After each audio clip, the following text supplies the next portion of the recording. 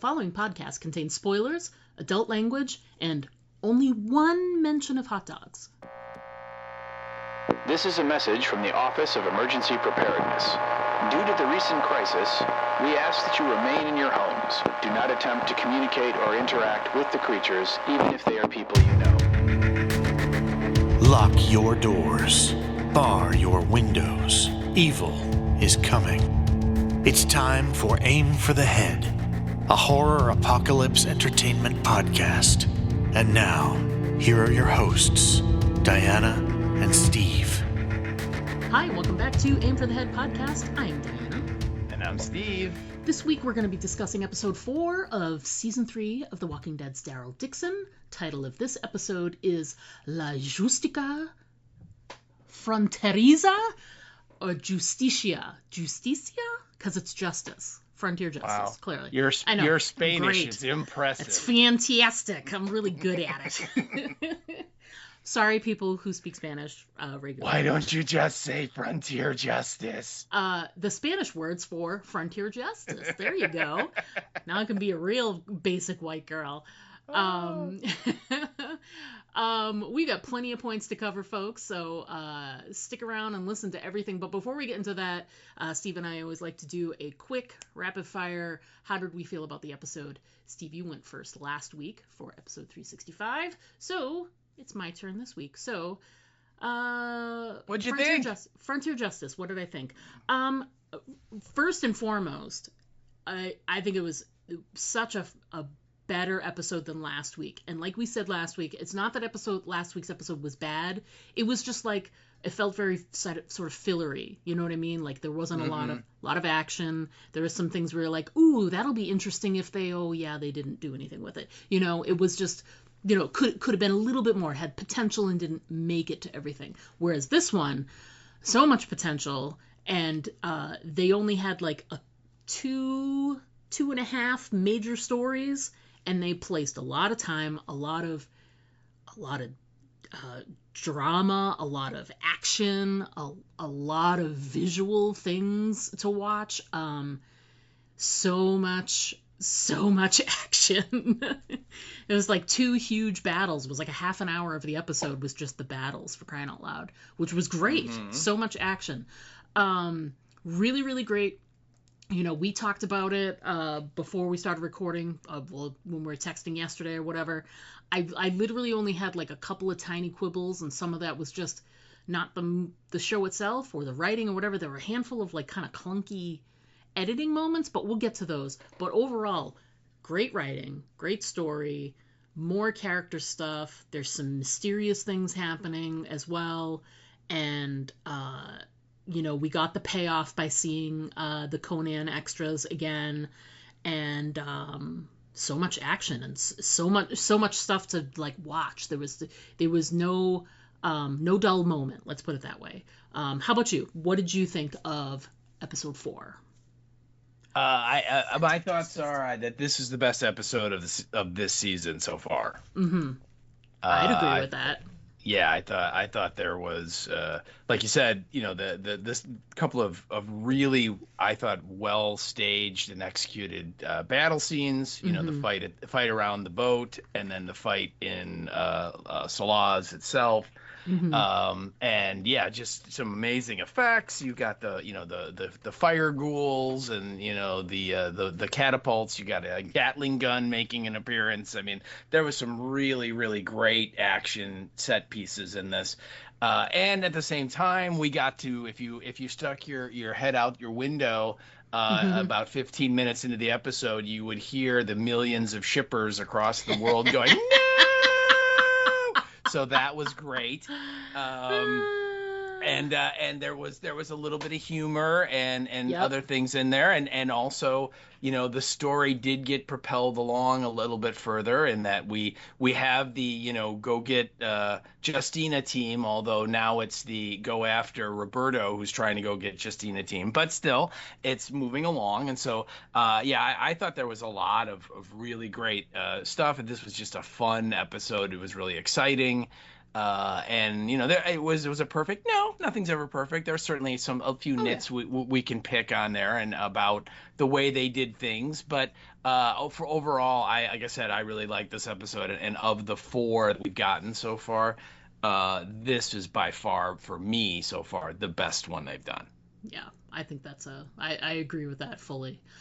Great. All right. So before we get into our individual moments from the episode, we will, of course, remind everybody what we were expecting to see in the episode with the episode description, and then we will pivot from there and discuss the writer and director of the episode. So, Steve, it's all you. All right. Well, this week's episode is being brought to you by... Have you always wanted to get out on the water? Do you have a deep desire to ride the waves but have no idea how to do it? Or maybe you're trapped in a distant country desperate to get back to the good old US of A, even though you've had several opportunities to leave already, you never seem to take them because you always get sucked into fighting other people's battles instead of just focusing on your own goals. Well, in any case, you should try Cooper's Tubular Sailing School. Well, alright, I'm Cooper. What's up, bro? In my sailing school, I'll teach you how to use a sextant, conduct basic ship repairs, and have you tie in so many nautical knots, you'll be able to do them with your eyes closed. And if you can't do all that right away, no worries, bro. We can just finish it up later. And if you're looking for an experienced sailor to go with you, I'd be honored, bro. Just come on down and we'll figure it out. And as a bonus, I'll show you how to catch arrows absolutely free. Think of me as a recurring character, bro. That way, I can go to all the conventions. Go banana slugs! Cooper's Tubular Sailing School. Spots are limited, so enroll today. Warning, arrow catching involves mostly dumb luck. Superdome. Cool, man. That Cooper guy sounds like he's pretty good sailing teacher, huh? I mean, if he sticks around long enough, I'm just saying. Oh, yeah. Yeah. Wow, yeah. I couldn't tell, could you tell in the episode? I mean, it was wearing flannel, but was there any red in there? It felt like he was wearing some kind of red shirt. Some red. Yeah, there was I red after the arrow, but I mean, before that, was he wearing the red? Because if he wasn't, maybe it was under the flannel. It was red long johns. That's what he had on. It was an implied red shirt. Yeah. It was a red banana slug Speedo that he was wearing. That's what it was. So. All right. Yeah. All right. Well, the episode in question again this is for the series The Walking Dead, Daryl Dixon, episode 3.4, La Justicia Fronteriza. And that's how you say it. And so the description we have, and this is great because the description writers this time, they crushed it down into one all-encompassing sentence. It says it all. Really. It does. If you can't tell exactly what's going to happen in this episode based on this, I don't know. There's something wrong with you. Here we go. Daryl and Carol disagree on how to move forward. See, but they, though? Here's the thing. You have to really dissect this and go into it. There's so many layers that they're talking about. Do they mean Daryl and Carol disagree on how to move forward physically and emotionally? Because I don't know. They weren't. I don't know. Anyway, I'm just full of shit here. That's probably, we've had some bad ones in the past, but that's I wouldn't say it's bad, but it's supposed to describe the episode, right? It's in the title. Yeah. It's the episode description, and this is more like the episode vague sentence. There you go. Yeah. Yeah, the only thing I can think of is so much is going on in this episode that it's how can you really do it any justice in a couple of sentences? So they just said, screw it, we're just going to throw this kind of cryptic line out because it's just too much for what this is, which is it's the IMDb 1 or 2 sentence breakdown. It's not, it's not like a 3-paragraph description. It's, I mean? It's just supposed to be something really simple and basic. And so, that's the only thing I can think of because you're right. Other than that, they just didn't even try this week. They get an F for effort. Yes, they just went, what happened? I don't know. Probably Daryl and Carol disagreed. Yeah, that sounds good. This. Boom. Good. Done. So, want to watch football? Yeah, I mean, that's probably what happened. Yeah. All right. So anyway, our writers and directors. Hey, I'm excited because we have a new writer and director this week, huh? Shiny and new. Gotta love it. And hey, you know, the psychic in me from last week was dead on, because if you remember, I said, I don't know, maybe Shannon Goss will write an episode one of these times, because she had written some last year, and wouldn't you know it, she wrote this week's episode. So yay! Yeah, Shannon Goss. She is an executive producer of Daryl Dixon, and has been at least through last season. I think she was there in season 1 as well. And she's written episodes of the show before. She's worked on a ton of television, I think, that a lot of us are be familiar with. She's either produced or has written on the show Shogun, which came out last year, which was really, really good. If you haven't seen it, you should. Mm-hmm. She worked on season 2 of The Terror, which was the Japanese internment camp season. Oh, yeah, that's right. And she worked on Outlander, which is this unbelievably popular show about this woman who travels in time to make out with a really, really hot Scottish Highlander dude. And she worked on the show Rain. And if you remember the show here in the States from maybe about 10 years ago called Revenge, that is about a woman, scorned by this very rich family. And so she comes back, and when she was a kid, like, her family got screwed over. And so when she grows up, she comes back and kind of integrates herself into the family to get revenge. It's actually a really cool show. So anyway, that is your writer, and then that's Shannon Goss again. And then our director is this dude named Paco Cabezas. And he is, again, a total pro when it comes to directing. He has like 22 credits of just directing, and a ton of other credits just working in television, going back for like the last 20 years. So he has directed episodes of Wednesday, from season 1 of Wednesday, the show that's on Netflix with Jenna Ortega about the Addams Family girl. And then episodes of The Umbrella Academy, from a show called In From the Cold, from one of the Penny Dreadful spinoffs. Hey, this is a show you remember. It was a show on AMC. He directed episodes of Into the Badlands. Don't speak of it. How dare you, sir? He directed episodes of American Gods, and he also directed one episode of a little show that I like to call Fear the Walking Dead back when it was good.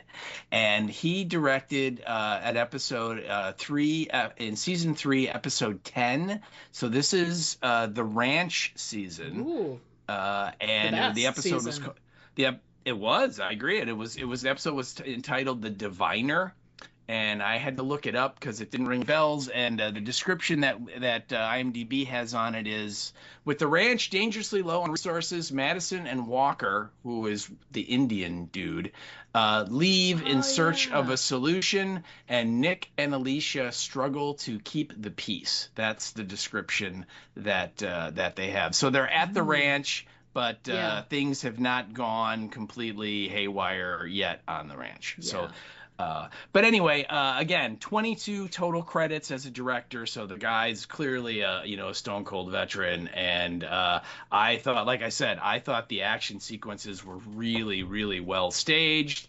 And I mean, there's a lot happening in this. There's a lot of effect stuff with fire and zombies and gags and blood. And I mean, and of course all the people that are fighting. And I mean, there was a lot going on. So I thought this guy did a really good job, really translating it into a very exciting and a compelling episode. So that is your writer and your director.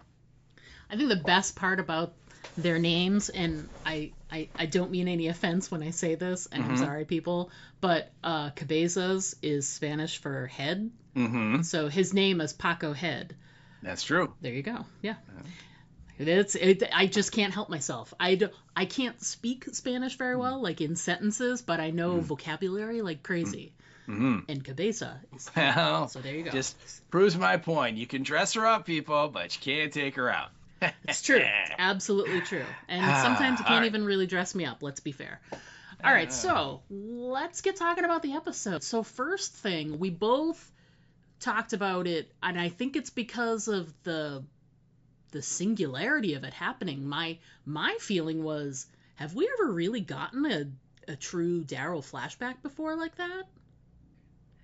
The only time we got one was like an episode or two ago, where Daryl had like a little bit where he remembers himself running out of the trailer park. But previous like other shows, no, I could not remember anything where Daryl ever did anything but snort. So no. Yeah. I think, we've had moments where, every 3 years or so he says like one line about growing up or something that like affected him now. Like he was, he went through this terrible period when he was a teenager and his dad was terrible. Like we've gotten these little snippets of his life, but they've never actually shown us anything physically of him in the end. And this is great too, because it's not like they had to de-age Norman Reedus and show him as a teenager. This was great because he's clearly like 7 or 8 years old or something like that.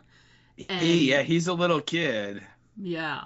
And it obviously because of all of the little tidbits we've had through the 7,000 years these shows have been on the air, we know a lot about, anecdotally about Daryl's upbringing. So by just showing you a few images of like a trailer and like broken toys and things like and he's running and you can hear like a muffled voice yelling, and you already sort of have an idea of, or you can make a couple of guesses about what's happening in that scene.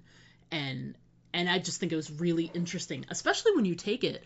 I realized when I was just watching the episode again that there's two different things happening there. There's the flashback, but there's also what appears to have triggered the flashback, which is the scene he's standing right there while Roberto was like banging on the door, Fede, come out, you have to talk to me, where's Justina?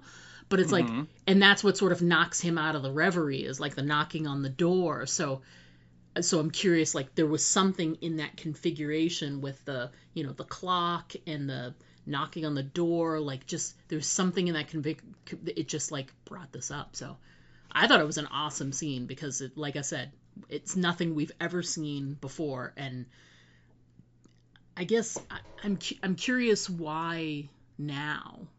What do you think? Like, are we gonna be? They've done a really good job of showing like different sides of Daryl Dixon on this show. I mean, they should. The show's all about him. But I'm like, we're sort of like knee deep in the game, and we're getting these flashbacks. So I'm curious, like, do you think like, are they laying the groundwork for something, or are we going to be seeing some other like breakthrough with him? I wonder. What are you thinking about it? Well, I mean, obviously, I think if you put the pieces together here, the breadcrumbs, you follow them, it all adds up to one thing, and that Merle's coming back. I mean, why wouldn't he? Right. I mean, if anybody would show up and be Eurotrash, it would be Merle. Yeah, it would be zombified, handless Merle. Yeah. So, yeah.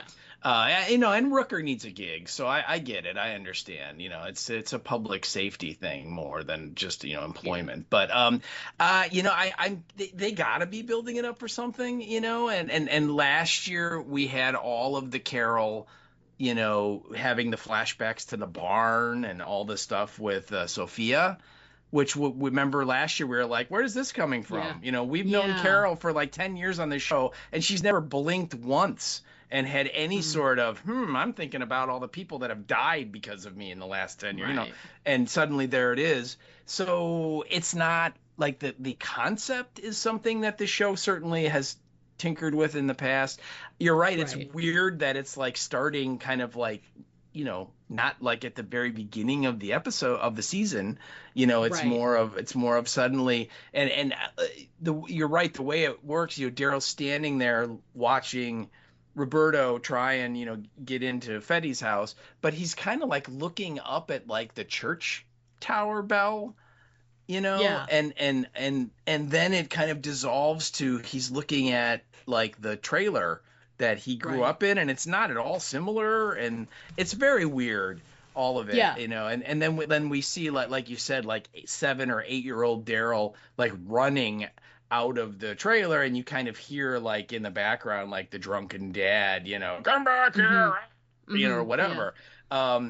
But yeah, I don't know. I mean, obviously it wouldn't be in there unless it's supposed to be. So they're clearly going to build on it, but what they're going to do with it, I'm not sure. I don't know. Like you said, Daryl is, we see many sides of Daryl. Yeah, we see his front and his back and his left and his right, but I mean, we don't.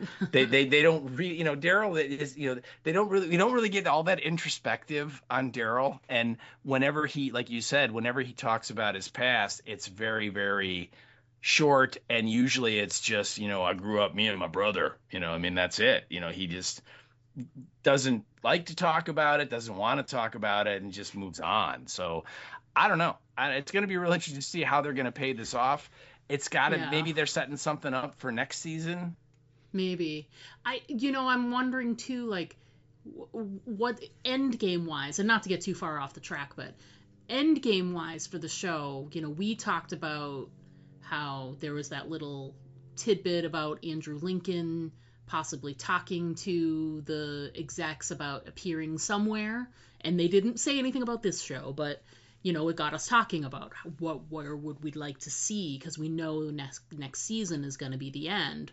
So would we like to see, Daryl like be able to have a reunion with Rick? I mean, that would be really great.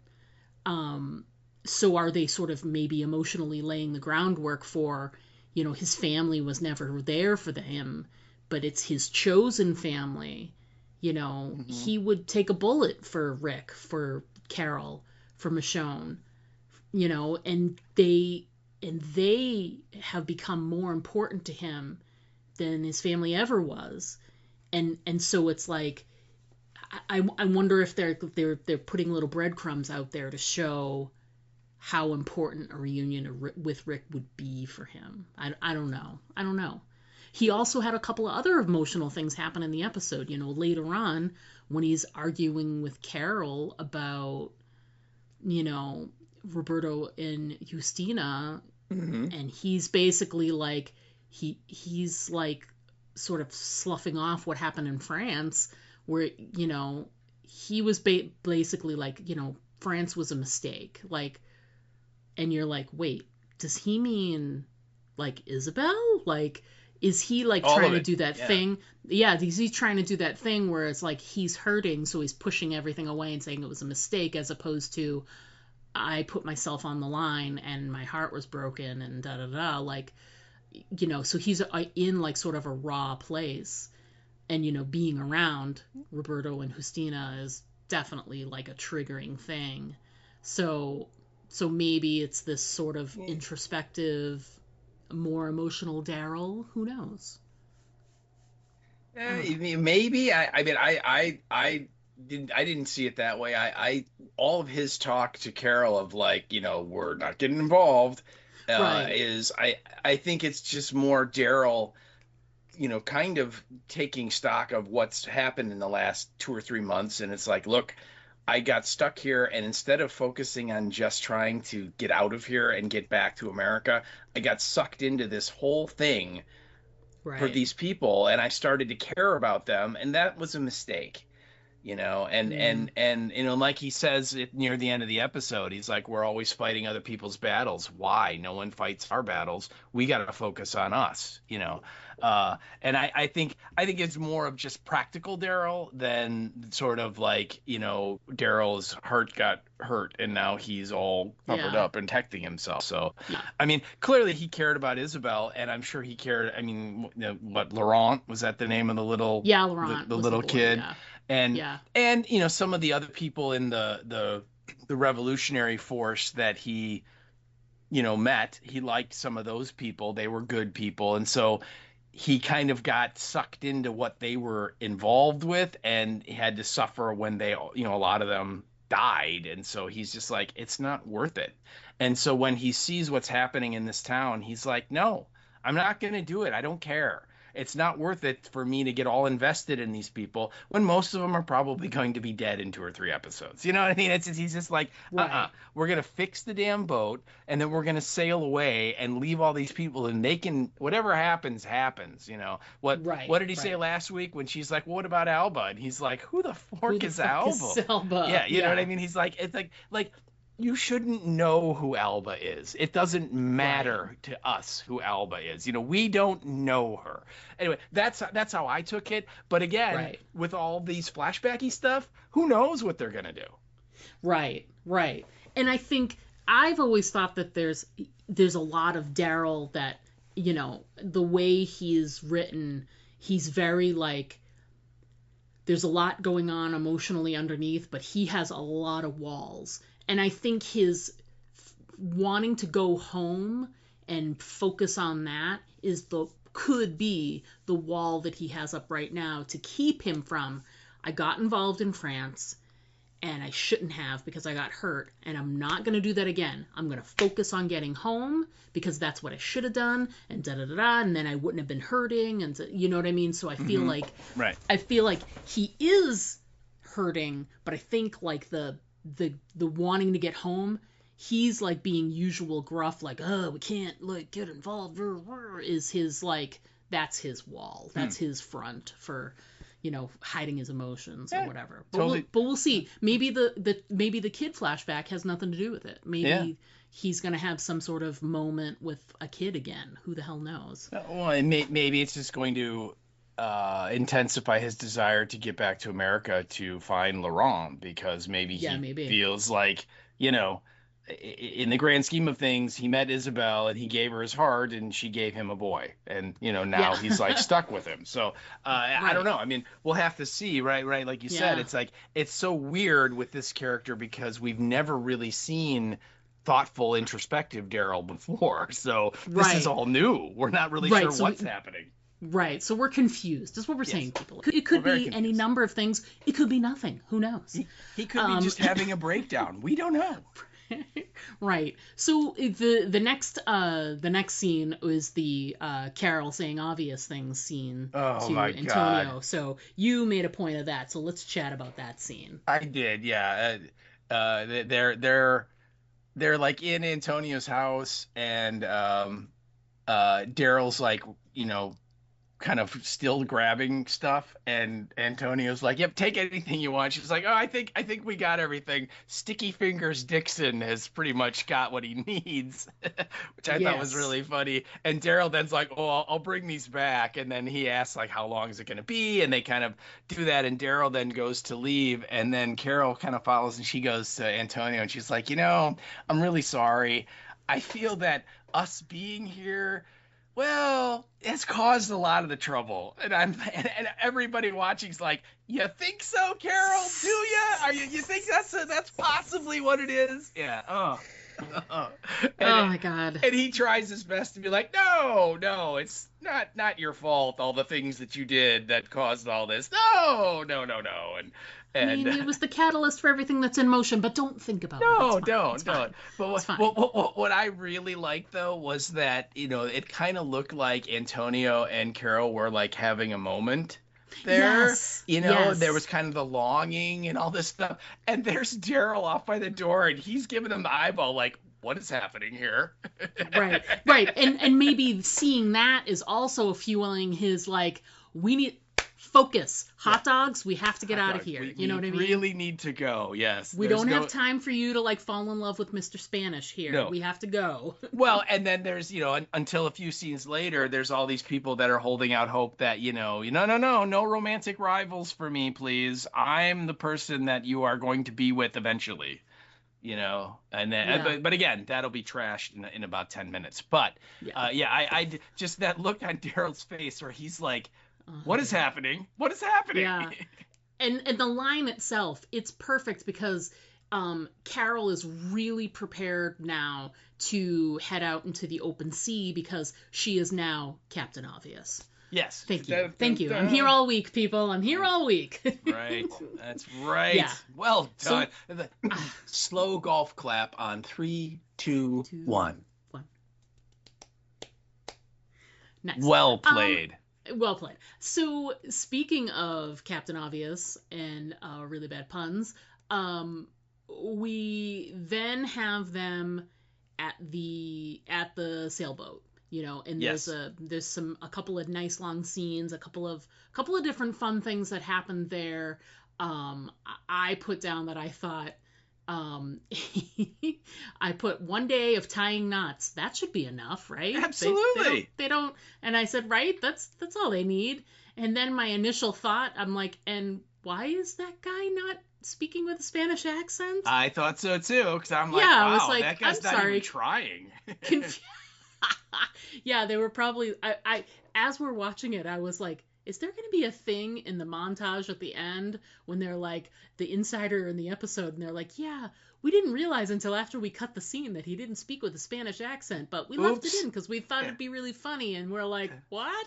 Yeah, what? So clearly it gets explained, but my first initial reaction was like, huh? Yeah, because it's like, who is that guy? Yeah. And he's just like, yeah, bro, you like the little elf comes out of the cave and goes under the tree, and it's like teaching like a 5-year-old to tie a knot, very similar to the scene in Jaws when Quinn is trying to teach Brody how to tie a knot, and he's like, the little eel swims out of the cave, goes round the hole and back inside again, all that stuff. And I also like too that Valentina's teaching Carol how to use the sextant. Yes. Which we were kind of joking about this before when they were in the sailing portion of the season. I was like, if you have a compass and you just kind of head west in the Atlantic, eventually you're going to hit something, right? And so on. But the big thing about navigation, and you pointed this out, on the ocean, is that there's no landmarks. There's nothing. Right. Every direction looks the same once you get away from land. And so when you're trying to navigate, it's really important to know where you're going, but it's even more important to know where you are. And that's what the sextant allows you to do, is you take readings based on the where the sun is in the sky, and doing some basic math, if you have an accurate chart, which they had charts, because the other dude, the British guy, was navigating. He was plotting the course and stuff. You can figure out where on the ocean you are relatively close. And then based on that, then which direction do we need to go to get to Maine or wherever it is you're trying to get to. So that I really appreciated that whole sequence, that not only do we see them fixing the boat, right, and they get it upright, and then they start patching the holes, and Carol's like scraping the barnacles and stuff off the hull, and they put the rudder back in and all that. But then we actually see, Valentina and her people like, okay, you guys don't know dork about sailing, and if we send you out there in this boat, you're going to die. And so we're going to give you the quick 1 hour basic seaman class, so at least you have just a rudimentary idea of what you're doing, and I appreciated that, because that without that even basic knowledge, their chances of getting across alive, not really great.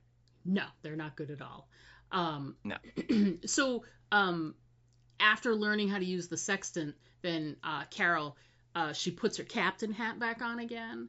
She do, and then proceeds to have yet another Captain Obvious moment, which you put into your notes. I did. Yes, it's when Daryl's like working on the hole. On the bottom of the boat, and she's like I said, she's like scraping off the barnacles and the seaweed buildup and the algae buildup that happens when your boat's in the water a long time, and she's kind of just talking about stuff, about life, kicking back like you do, and she says something like, it's my fault that Justina's gone.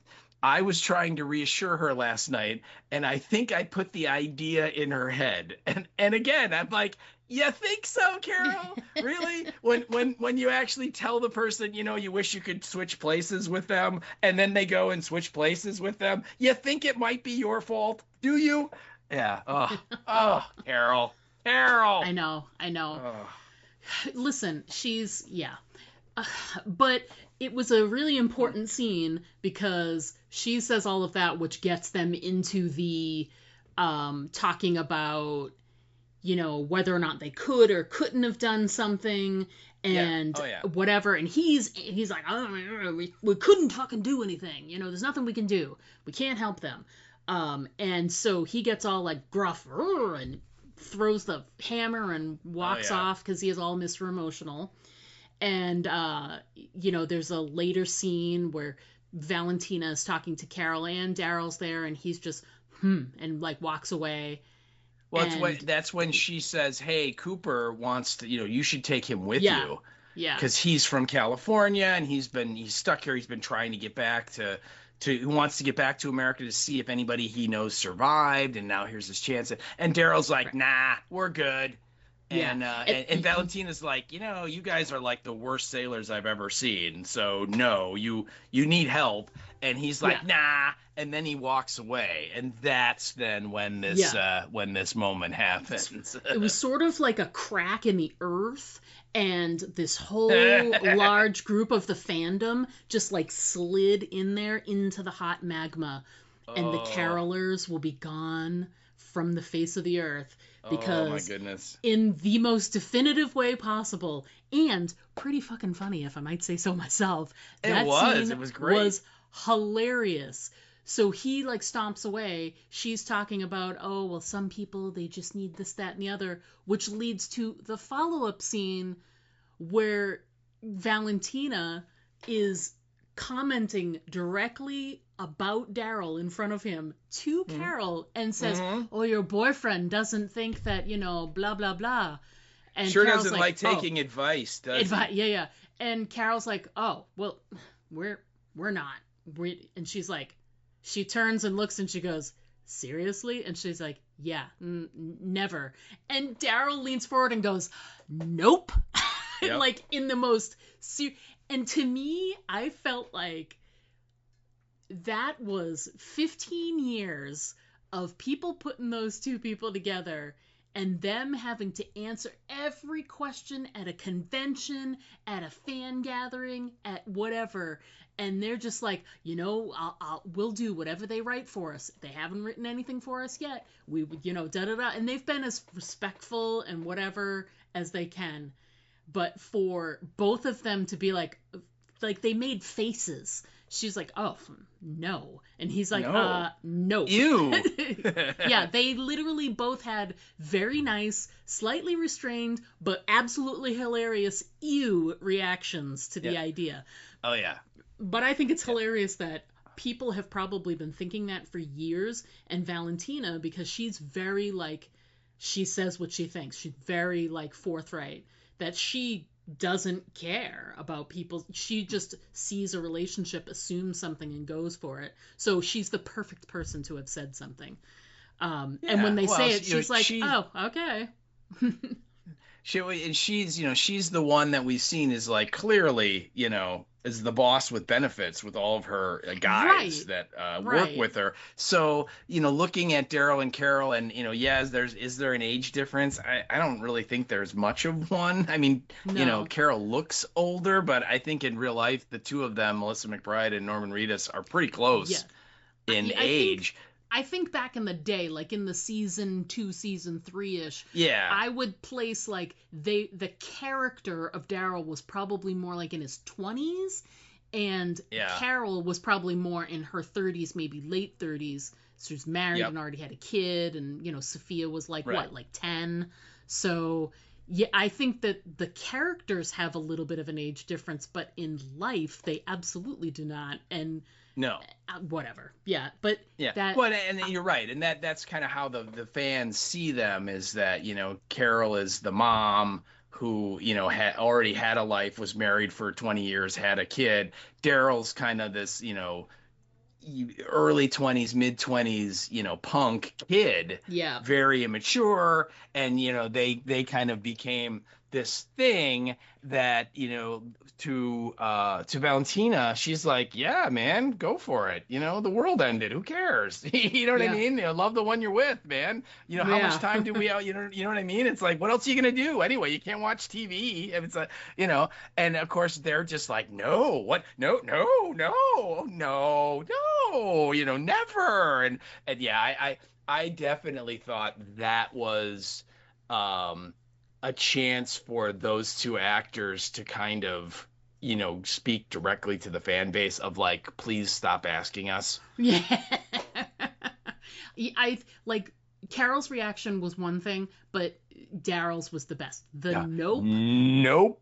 Like, and very vehemently, absolutely not, stop asking the question, is just like, it was just so well done. And listen, I'm sorry to carolers, and I really feel like that was a really sad time for them. And I understand, because I have shipped people on TV shows and had stuff not happen before, and I know you have a lot of time invested in these two characters because of how long they've been on television, and I get it. And I do feel bad. I have never seen them as the couple, but I have on other shows seen couples that didn't come to fruition and have been disappointed. So I feel your pain, but I think it's time to move on. It's time to move on, people. Right? Yeah. Yeah. I only did one ship thing in my entire life of watching TV, and that's what I like to call Steve Alicia, which was myself and Alicia Debnam Carey, and it just never. It just doesn't work. Okay, it's like body shots. It just doesn't work. So just does not work. Yeah. Although I do feel that now the shippers are going to jump over to a new thing that I'm calling Daryl Tina, which will be Valentina and Daryl, because Valentina clearly likes the young guys, and if she just got the news that Carol is not in possession of said property, I think she gonna try and rent it. Yeah, maybe. We'll see, because I also feel like based on the very next scene, which was bye-bye Cooper, it was nice to know you for 5 minutes. But based on that scene, when they were also trying to make the hard sell for Cooper, Carol made she extended the, invitation to Valentina too, which that's the more obvious one. She knows so much about seamanship, etc. She'd be a great person, a very good resource, and her arguments feel kind of thin. So I'm wondering if Valentina will end up going with them, because it's the only way I can see them getting to America on a boat is with someone who really, really knows what they're doing. I think it would just be unbelievable for just Daryl and Carol together to make it on that sailboat. They've got to have someone else with them. And I'm not saying it's going to happen now, because clearly they've got to stick around in Europe for a little while longer. Yeah.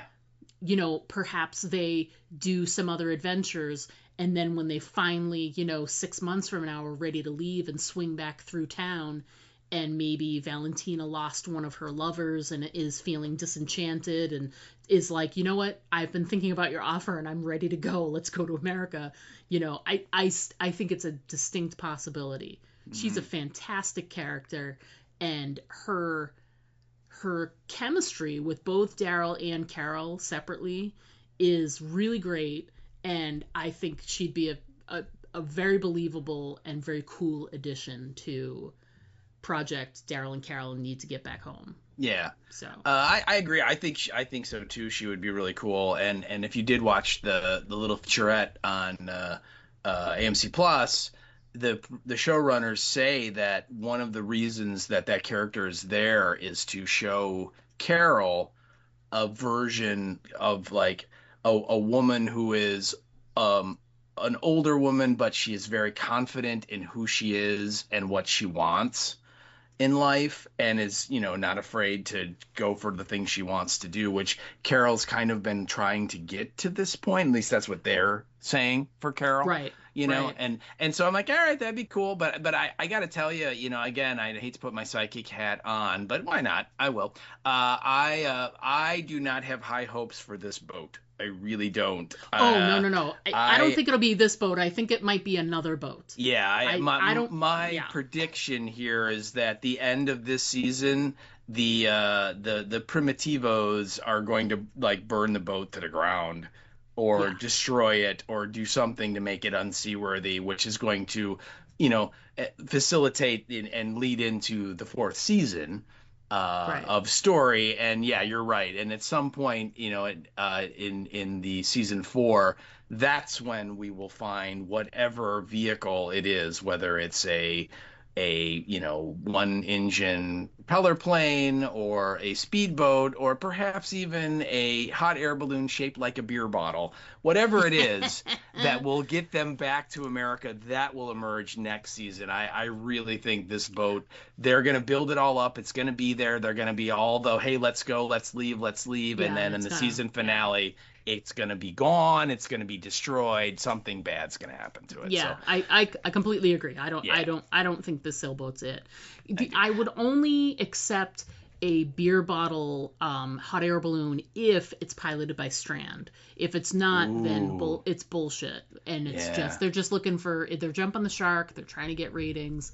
Yeah. But a beer bottle with Strand in there, I mean, he's an Oscar nominee at this point. I was going to say, they cannot afford him anymore because he is way too good for this show. Yeah. He was way too good for this show when he was on this show, okay? Yeah. But we're so glad that we could help cultivate that talent toward the, Academy Awards. And oh my God, that guy is so good. I mean, it's really just a travesty how little the Knuckleheads use that guy, because he is so good. Oh my, and everything he does, he is so good. I mean, it's crazy, but everything he does, he's really good, except Fear, and it's not his fault. Yeah. It's the crap that they give him to do. It's funny because if you talk about a tangent, but if you compare Steven Yeun, who has also been nominated for an Oscar, and you compare Coleman Domingo, both fantastic, both very deserving of the nominations they got. The work that they do is incredible. They are absolutely so crazily respected and loved by their peers. Steven Yeun was used to his fullest capability on The Walking Dead, the main series, and Coleman was not. Yeah. And it's just such a shame, because talk about like a waste.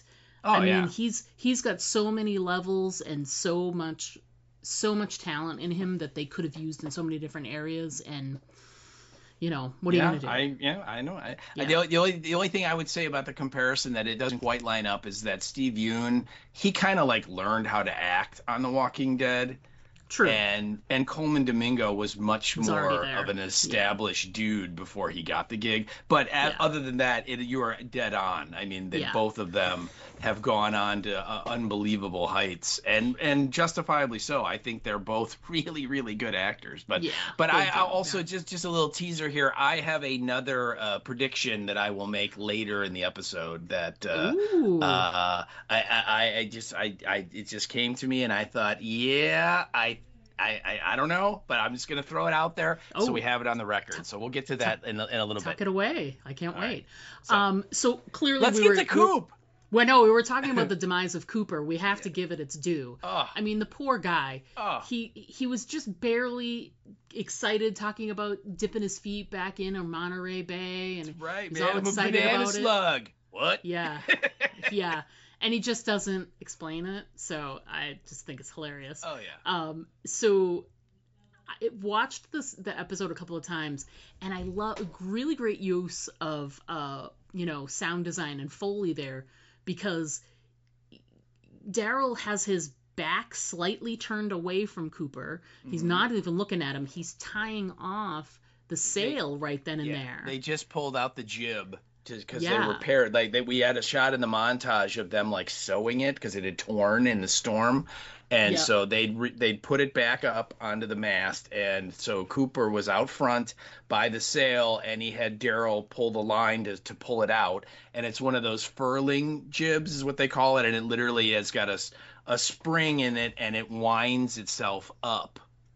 Into the front of the boat when you're not using it, which is really convenient. You don't have to lift it up, pull it up, and pull it down when you're trying to come into port or whatever. And so Daryl unfurls it, and then he's going to tie it off. Yeah, you're right. And he literally and they're having this great talk about Daryl again initially is like, nope, we don't need him. And then he gets to talking to him, and of course, Cooper's kind of, he's a very friendly dude. He calls him bro and all that stuff. And Daryl's like, "You really think you can get us there?" And he's like, "Yeah, absolutely, man." He's like, "How long you think it'll take?" And he's like, 2 weeks, maybe 3, depending on the weather, And he's very assured and sounds like, yeah, I can totally do it. It's not a problem. I've done it before, whatever. And like Daryl is like warming to the idea. That's the thought I got. That he's like, oh, all yeah, right, totally. And you're right. And literally he goes to like, he turns around to like tie off the line, and all of a sudden you hear this yeah. And then and if you look at the closed captioning, it says arrow thwack. Which is descriptive and also correct. Yeah. Correct. Yeah. It was lovely. And the thing is too is most people even take away the closed captioning. It's a sound like something just flew through the air. Mm-hmm. And he is Mr. Crossbow, so he knows what that sound is. He knows what an arrow or a bolt going through the air sounds like all the time. And he immediately, and turns and looks, and poor Cooper, just one right to the center. He probably got hit right in the heart. He's hit in the center. Yeah. And Coop would spits up a little blood. I know, he spits up a little blood, and then he fall off the boat. Mm-hmm. Poor Cooper. Pour one out for him. Pour one, I loved the 3 minutes he was there, though. Yeah. It was. I thought it was great, and I got like not excited at all because I knew, I'm like, oh yeah, you're dying big time. Look. As soon as he was like trying to teach Daryl the knots, that little sequence, I'm just like, oh, this guy is so dead. I mean, you just knew there was no way that because this guy is like exactly what they need to make it like and leave now kind of a thing, and it's like, no, there's no way this guy's making it past this episode. Never. And sure enough, 2 minutes later, thunk. Oh, yeah. Arrow, and it's one of those things too, where you know it and you're like, I don't know how or when it's going to happen, but it's happening. Oh, it's happening. So the only part of it was surprising was how it happened and when it happened. It wasn't surprising that it happened. No. All of the other elements, an arrow, fantastic. And it was also two things. I mean, Cooper's gone, but it's also the one arrow into Cooper is the, oh God, somebody's shooting at us. It's the start of the attack. There's some kind of attack happening. What is happening? Well, and you see it when Daryl like starts to move around, like another arrow like whizzes by him. So they're the Conan the Barbarian extra people are like mounting an attack on this little group, and like I said at the beginning, I thought that this action sequence was really great. Oh God, yeah, it was great. It was great because it was like it built and it had little like sections of it because it was. It's Daryl fighting here, then he meets up with someone else and they fight together, and it's like then they split off, and then Carol's doing her own thing, and then Valentina's two guys, they're shooting and whatever, and before you know it, it's over. But it was coordinated. The attack wasn't really very coordinated. They were kind of more, just charging at him. Yeah, that was their and go running over the rocks and whatever. It's a rebel yell, Yeah. And it wasn't really a nuanced approach to an attack, but it was nice to see like everybody that was there. I mean, and Cooper was only killed. We don't know what kind of fighter he was. I mean, he's survived this long, so he's got to at least have some skills. Mm-hmm. And I find it hard to believe Valentina would not keep someone around who couldn't hold their own. No. She doesn't strike me as someone who would keep someone around. So we didn't get to see Cooper fight, but her other guys were like, they were like clockwork. Everybody was working together, getting their stuff done. It was, backing someone up, moving on to the other person, and eventually they make it through all of the people that were there. I'd say it was like more than 5, but less than 10. that attacked them, somewhere in that number. Like 8 or 10, I think that sounds like a good number. Yeah. And what I really appreciated was, first of all, that there were girls in the attacking group. It wasn't just a bunch of big, muscle-bound burly dudes. It was, nope, there's some badass chicks running around there too, man. Yeah. They'll kill you dead just as well as the other ones. Yep. And then I also, like we've said multiple times, that, there's no way that Carol or Daryl are going to get a scratch in this fight. We both know that. Everybody knows that. Yeah, but of course. I was worried for everybody else. I was worried for Valentina. Yes. I was worried for, some of the other guys there. So that I thought that's how they created tension in that scene, is that, Daryl and Carol are going to come through this, but is everybody else going to not make it? And they kind of need those people, Exactly. So, and then the other thing which you touched on, which I really liked, is that when the attack happened, like Valentina's people, like they responded in a smart way. They weren't just like, oh my goodness, what do we do? What do we do? You know what I mean? It was like, no, go get the guns and fucking kill them. Yep. It was guns and done. Yeah. And I like you said, I think you feel the same way, that I appreciated that the attack was kind of ragged and just kind of a surprise. It's sort of like, hey, let's just rush them, and hopefully our numbers will overwhelm them. And they had a very measured response. Like, clearly Valentina has worked out with her people that, hey, you know what, if stuff starts happening, this is what you do. And they did it. And I always applaud that in these, because usually in these things, people don't really plan at all beyond the immediate future. It's like, no, you got to have like a contingency plan for everything. Right. So yeah, I love this scene. I thought it was great. I loved the, even though it was digital, I did like all the, the shooting in the head, I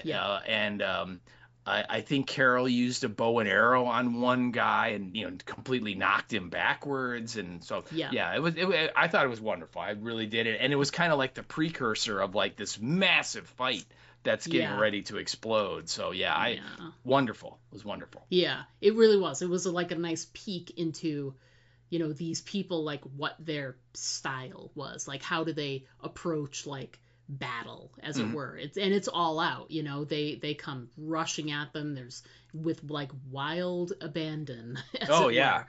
And then as soon as it starts, there's like war cries, and I was as mocking a little, but it basically is like ay, like, well, they're running over, they're like yelling and whatever. So there's a lot going on, and it's confusing, and there's a lot to take in and be able to plan around. And then just as quickly as it started, it's done and they're finished and sort of standing around and have a moment. And the very first question is everyone okay? Is everyone okay? And then Valentina looks around and she's like, where's Cooper? Where's Cooper? And oh, there Daryl's he is. Daryl's like, moving. Oh, I know where okay. Cooper is. Daryl's like, I know where Cooper is. That's him laying over there. Yeah. Yeah, and he turned fairly quickly. He did. But at least the actor got to do the ghoul makeup, so he had a fun 2 or 3 days on the set, that I'm sure. But so they put him down, and that's kind of like the only casualty that they take. I didn't think anybody else got dinged at all. Yeah.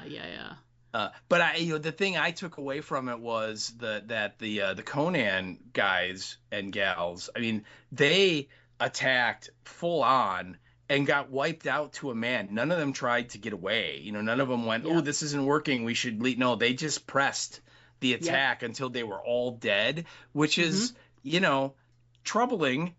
If that's going to be the guys you're going to fight against, that they don't quit, they don't stop, they just keep coming, and they're always going to try and kill you. That's not a good enemy to have. Yeah, no retreating, for sure. And so they're left with this sort of feeling of, and Daryl knows, because Daryl's the one that saw them at night. Mm-hmm. And, let's say there was like we were saying, like maybe 7, 8, 9, maybe 10 at the most were there. He knows from that scene, a couple of weeks ago, that there's more of them. That this is just a small party that attacked them. So, in his head, and I wonder, from her perch up in the lighthouse, has Valentina seen these people before, in small bits here and there. So, it's like a bad omen, this group that was there, and they're all kind of standing there, and they hear something, and they're like, what is that? And it's the bell. Yes. At Solaz del Mar, which, one of the things that happens in the midst of this battle, and they pivot away from here, is we also see that the battle of these people comes to Solaz del Mar, and they're in the midst of their own, which we'll get to all the details of that battle. They're doing their own pitched battle, but in the midst of it, someone does go to the bell and rings the bell that's in the church steeple there, and they're standing around over on the beach, and they're like, what is that? What's the bell? Mm-hmm. Because think about it. When's the last time that you heard a bell ring out like that across the countryside? Not good with ghouls. Not a smart idea. So right. So I think it's Valentina that she they're like, what is that? Daryl's like, what does that mean? Why is the bell ringing? And Valentina's the one that goes, oh, it means that the village is under attack. Yeah. So clearly they've made that a thing. If you ever hear the bell ring, it ain't good. Yeah, it's not good. So they're like, okay, peace out, we gotta go. Yeah. And it's great because there's this cute, I didn't include it in my notes, but I when I was watching it, I remembered they have this funny little scene where they're on the road and they're, scooting back to Solaz del Mar as quick as they can. And Daryl's like, now remember, when we get there, she's like, I know. We'll check on Roberto and Antonio, and then we're leaving. We have to go. So it's interesting because it's so directly the opposite of what happens when they get there. Oh yeah. We'll get there, we'll help out a little bit, and then we got to go. Mm-hmm. And that's not what happens. So they get there, but there was... Before we get into, because the battle scene in Solaz del Mar was amazing, and there's lots of different levels I want to talk about. So, but before we do that, this was one of the edits that I did not like, which was we see Daryl and Carol on the road, and they're on their way there, and we go back to Solaz del Mar, and they're fighting it out and whatever, and there's a moment where they have, they release the ghouls from the cages, which is smart. They open them up, and that's part of their defense, and it's very smart. So, you see the primitivos, they're fighting with the ghouls while people are up on the wall, and they're shooting the guns, and they're shooting arrows, and they're trying to do as much damage as they can. And I don't know, and I can't remember if it was before or after the Jeep went through the door. No, it's before. It's before the Jeep. Yeah. Carol and Daryl so show before up the Jeep goes through, Carol. Then all of a sudden, out of nowhere, there's stuff going on, and then boom, they're right there. Yep. And I just felt like the edit was clumsy to me. I felt like all of us, and maybe interest of time, it was one of those things where it's like, well, you knew they were on the way, you knew they would probably. You'd probably surmise in your head they're going to come up to the gate like you normally would. They're going to see this fight, and they're going to try and approach and do what they can from behind. But I still felt like it was, to me, it was a just sort of a clumsy edit where it was like, we saw them on the road, they were far away, we go back to the battle, and it felt like the same time as them being on the road. And there's battling happening, and then they pivot the camera in the fighting scene out in front of the gate, turn the camera, and oh my God, they're right there. They're there. They came out of nowhere. So I was just like, what is this? They appear out of nowhere. It's a thing that I like to call fast travel. Fast travel. All right. It's very GOT-y. It is GOT. Yes, very. What can we say about the battle? I mean, I like that, and I said this when I was talking at the beginning, I like that it had it's like the battle itself had different acts to it. There was the moment in front of the gate, then it was once they got through the gate, there was a different battle happening there. Then as the sun was starting to go down, and there was they were trying to get people out of their homes and trying to, there was all these fights, these pitched battles in the streets and all this other stuff happening. And it just felt like it was chaos all over the place, but it felt like it just kept moving further up because the because the city is on like a hill, and Mm-hmm. it feels like everywhere you are, you're sort of moving more like towards the top of the town. So it just felt like every battle there was like this movement, they back up a little more, and then there's more movement, and then all of this other stuff. And it's just, I think that's one of the things I liked about it the most, was that, you know, there was such great action. They took these little moments that happened within there. There's a bunch of different things with the one guy with his nephew, and then when Fede gets this stab in the shoulder, and you know, and then this other scene at Antonio's house, and all of this. They had these little pockets and this huge action scene going on all around them, and I just thought it was really interesting because they were still able to tell a really great story in the midst of this huge battle scene. So yeah, that was, to me, it was absolutely epic. You included a lot of different details, so let's talk through a lot of that stuff. Yeah, So, yeah. I agree with you. I think it did kind of, like, the battle kind of had like different phases or steps. Right. You know, I mean, it Yeah. starts out and they're just out in front of the gate and on the wall, and they can't get through, and then, you know, the one dude runs and dives into the thingy underneath the big wall, and it blows up, and then all the orcs come charging through, and oh wait, that's a different battle. I'm sorry, I was thinking of Lord of the Rings.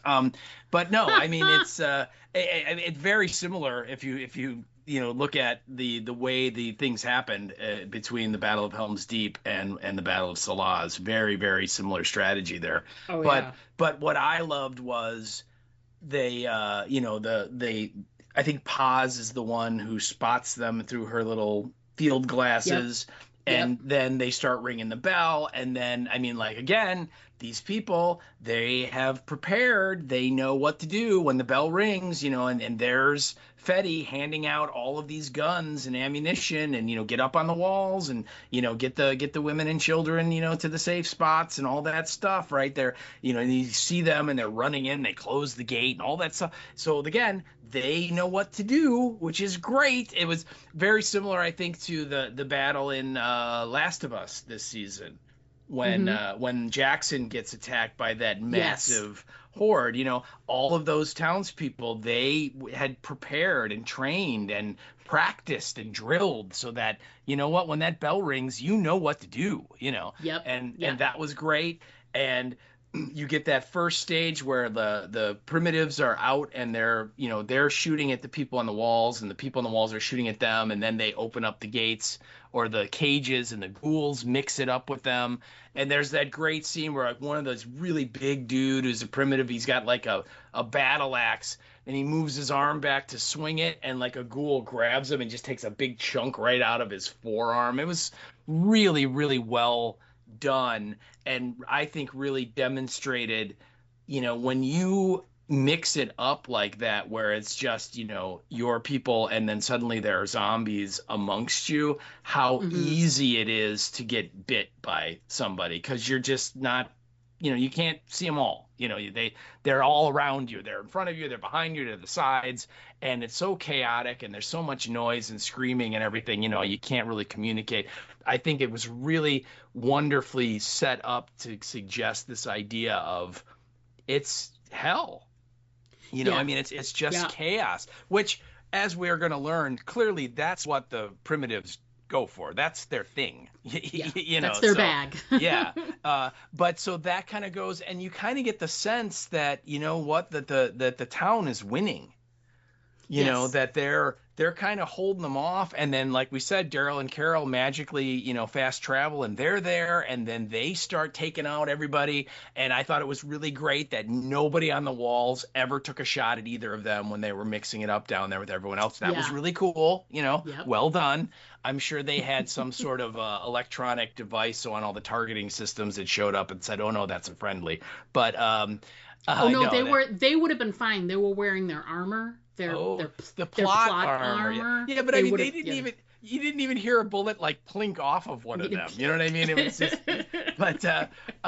but anyway, so you kind of get the sense that they're like, you know, winning, and again, it's very Helm's Deepish, where, you know, the king of Rohan's like, "Is this all you have, Saruman?" And then, you know, literally the Jeep drives right through the gate.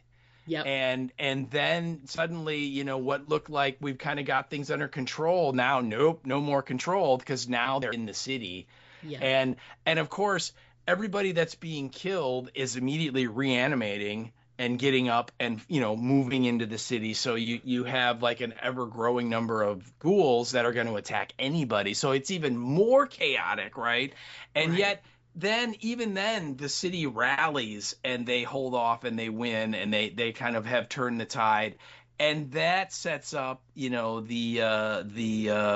sort of long range artillery plan Yes. that the primitives have, right? Which is so amazing. But before we get to that point, there's kind of like a fight in like the town square, and Yep. the Fetty has you're right, by the way, he gets the Walking Dead shoulder wound that makes, it looks really bad, but it actually doesn't impede him at all. No, he's fine. It didn't hit any major muscle or tendon. No, yeah. no, and magic. And he acts for like the rest of the episode like it doesn't bother him until the very end, when he suddenly goes, ugh. You know what I mean? It's got a little, it's a little sore. Yeah. But like when he's interrogating that dude, he's walking around and waving that arm like no tomorrow, Yeah. But anyway, in the town square, this is where they get out, and my comment was that they get out the Gatling gun. Oh yeah. And then I think it's Antonio. He gets out what they refer to as the ballista, which is this like multiple spear launching weapon. It's got like, I don't know, what did you say, 16, 20 spears in it, something like that. Yeah. And it kind of reminded me of that thing that Yep. the Reapers had. Yeah. But I think those were like fireworks or explosives on the end, as opposed to just spears, but very similar idea. And again, they start mowing it down, and I mean, I'm one of those people who right at the beginning you saw like clearly this is like the zombie western now that they're in Spain.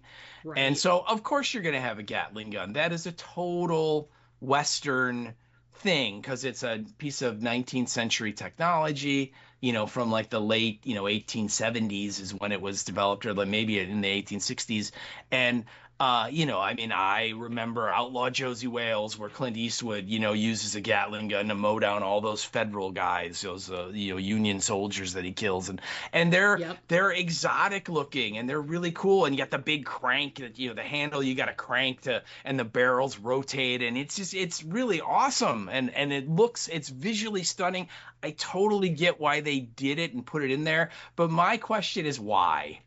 Why would you get an antiquated weapon like that when there are like literally got to be hundreds of like modern machine guns just lying around Spain, because Spain has been deserted. The army's gone. We've seen in this show, when in episode 1, when Rick comes out of the hospital, there are like tanks and helicopters just parked. Yep. There in downtown Atlanta. I mean, you can find those kind of heavy weapons because they're heavy. They weigh a lot. You're not going to take that with you when you're running for your life. You're going to leave it. So, as cool as a Gatling gun is, it should have been like a 30 caliber machine gun that is a modern weapon. I mean, that's what they should. But again, I understand why they did it. It looks cool, and what fun is it to take a modern gun that exists when you can build a Gatling gun when you're one of the production designers? So no kidding. I understand, but it just that always bothers me when it's like, look, these modern massive weapons like that are readily available. Why do you not have them? Yeah. And why is the Gatling gun not at the wall, so that like when the truck's driving up to the gate, you can just blow the crap out of it? You know what I mean? It's like, shouldn't that be like a first line of defense, not like a last line of defense? But anyway, it was super cool. And, it was, and they unleashed that, and they unleashed the ballista, and then in the meantime, the primitives. They set up and I'm not sure if it was a catapult or maybe it was a trebuchet, but it's some kind of, weapon like that, long range weapon. And my note that I wrote down was like, oh, that's what the nets full of ghouls were for. We finally know what that is. Yep. Oh, no, go ahead. Finish your thought and I'll get back to mine. I was just gonna say that in the scene when Daryl and Carol are walking down the road and they're having their little talk about we're just gonna check on these two and then we're leaving, they hear like a vehicle coming up behind them. And so they like get to the hide on the side of the road and behind some trees, and you see the primitives and they're driving like a truck, and clearly like the catapult or whatever is on it, but it's like covered with a tarp. But if you look closely in the front of the tarp, you can see one of the nets full of ghouls there.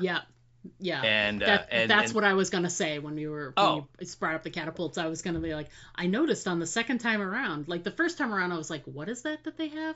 But the second time around, I was like, you can see the net of the ghouls sort of in the front, and the rest of the machine is covered, so you can't really figure out what it is. But we know what it is now. Yeah, we do. Yeah, and I can only assume that the primitives, taking a page out of the Whisperers book, they probably covered the ghouls with some sort of tree sap, that's very flammable or inflammable, whichever word you want to use. And then, obviously light them on fire, and then they start, kind of flinging them at the town. And oh my God, was that a cool effect, right? What did you think when like that first thing hit the truck and you see the limbs come out and stuff, and then they all start getting up?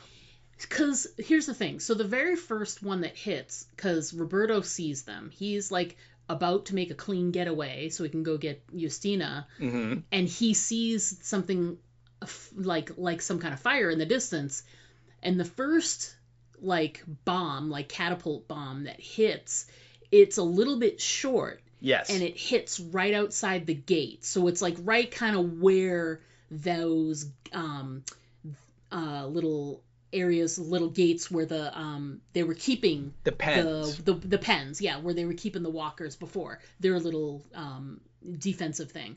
Right about there is where it fell. So you don't really see what it is. You just know it's something that's on fire, some kind of fireball. So you're like, oh God. And then when they have one that gets even closer, and then all of them see, and it hits the truck that's like in the town square, like you were just saying. What was amazing about it is we still didn't know what was in there. We just knew it was on fire.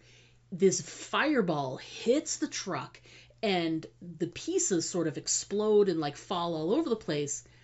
And at first, for me, I don't know about everybody else, but at first, I didn't know that it was filled with, zombies.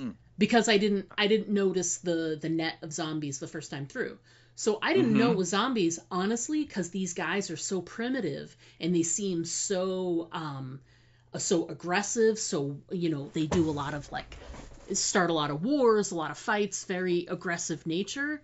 I honestly, and because they had all the bones that they're wearing, I thought it was just a bunch of body parts. I didn't think that it was ghouls at first until it takes a second for you to see them start moving. The very first bam shot, I thought it was just a bunch of body parts, which at first I was like, that's really cool. But you know what? When I first saw it, I thought it was wood. I thought it was like, okay, they lit like these logs, these like pieces of firewood on fire, and then hurled them in there, thinking they want to set the town on fire, Right. And so then we're gonna send a fire.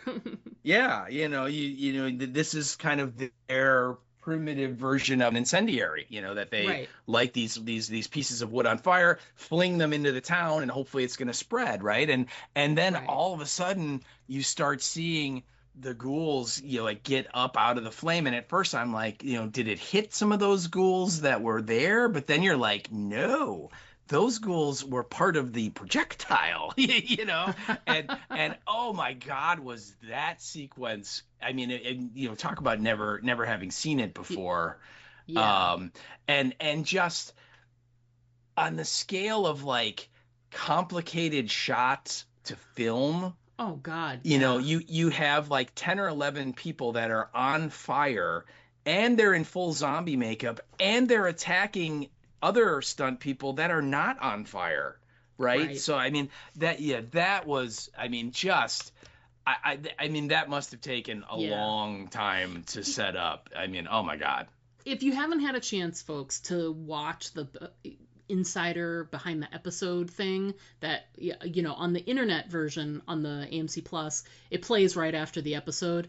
But I think to non-subscribers, you could at least watch the extras on the website, but I don't really know anymore. But see if you can find it. If not, I'm sure someone will upload it to YouTube at some point. They do spend a lot of time talking about, I mean, obviously the episode is so much about the battle scenes.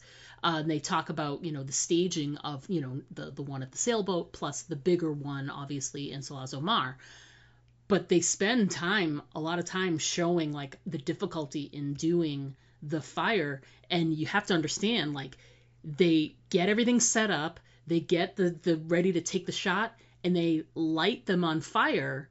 They do the scene, they call cut. As soon as they call cut, they have to go over with an extinguisher and put them all out.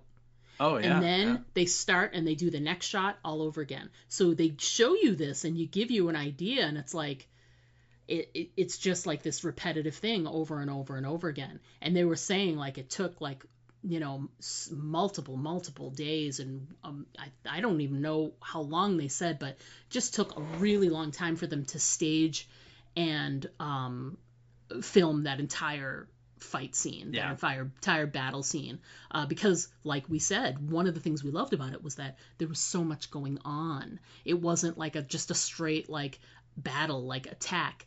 The best part about these primitive people is that they don't attack like a normal army would. There's no logistics or plan. It's just all out, we're going to roll right over you, just like we saw at the sailboat. And then like you said, even if it feels like the tide is turning and they're not winning, they're not going anywhere. They're not going to retreat. No, that's not how they are. So it's just going to be a full court press the whole time. And there was so much of that. They just in the behind the episode thing, it's a really interesting look at how difficult and how nuanced and how much detail they had to put into it, which we saw and we appreciated. It's one of those rare things you get, which is a battle sequence which has so many other little elements happening within it, that it's like you're not just telling an action story, you're telling the story in the midst of it. Story elements were still going on within that, so that's really difficult to do, and I commend them. I did have one nit to pick about the fire zombies. They look amazing. The scenes where they're fighting, it's all amazing. You even included like there's a death scene with one of the fire ghouls. Amazing. Really, really well done. And you even appreciate it more once you see how difficult it is to do all that filming. But my one quibble I have, and it kind of stuck in the back of my head, and then with my second time through, I was like, yeah. Okay, so when the primitives first attack them, and they're in like the town square, and they're, it's hand-to-hand combat, there is a lot of like hitting them with the butt of the gun, but a lot of these guys, there's a lot of rifles, there's a lot of guns, there's a lot of ammo, But somehow, as soon as the catapult, like the bomb of zombies hits that truck and they start to, get up and disperse and move around, all of a sudden, all anybody had was sticks. And I'm like, where did your guns go? Because weren't they in your hands like 15 minutes ago? And now all of a sudden you don't have them in your hand anymore. They haven't even cleared the place. Like, because Daryl had that moment when he's walking around with Paz and I think Antonio, and they were like, it's quiet. Yeah, it's quiet. Something's wrong. So they haven't they're walking around with their guns, and they haven't, I guess I'm using air quotes here, they haven't cleared the town yet. They haven't said, we're all set. There's still little things going on here and there, but it is pretty quiet.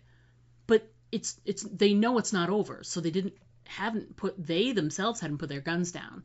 Right. But where the bomb hit, and Carol was there and a couple of the other townspeople that we sort of recognize, they all had like sticks and like pokey things, and I'm like, where did your guns go? Because like maybe they ran out of bullets. I don't know, man. I don't know. I just thought it was, if that's the case, show them shooting and go, crap, I don't have any more bullets. Pick up a stick. Well, whatever. Daryl did that. You know, his he wasn't his Winchester ran out of ammo, and he kind of tossed it and pulled out the knife, and then they end up throwing the submachine gun to him. But but in the first part of the battle, when they first are like, okay, and they start backing up, like there's this great scene where Carol backs up almost into that guy because they're like, what do we do? And I'm like, well, what do you mean? What do you do? You shoot him or poke him or whatever. You follow our mantra and you aim for the head. What do you think? What do you people, do? What is wrong with you? And I just was like, I guess I was just surprised that nobody there. I'm not saying like, could Carol have run out of bullets and the guy 3 people away ran out of bullets and that other like 5th person over there ran out of bullets? Absolutely could have happened.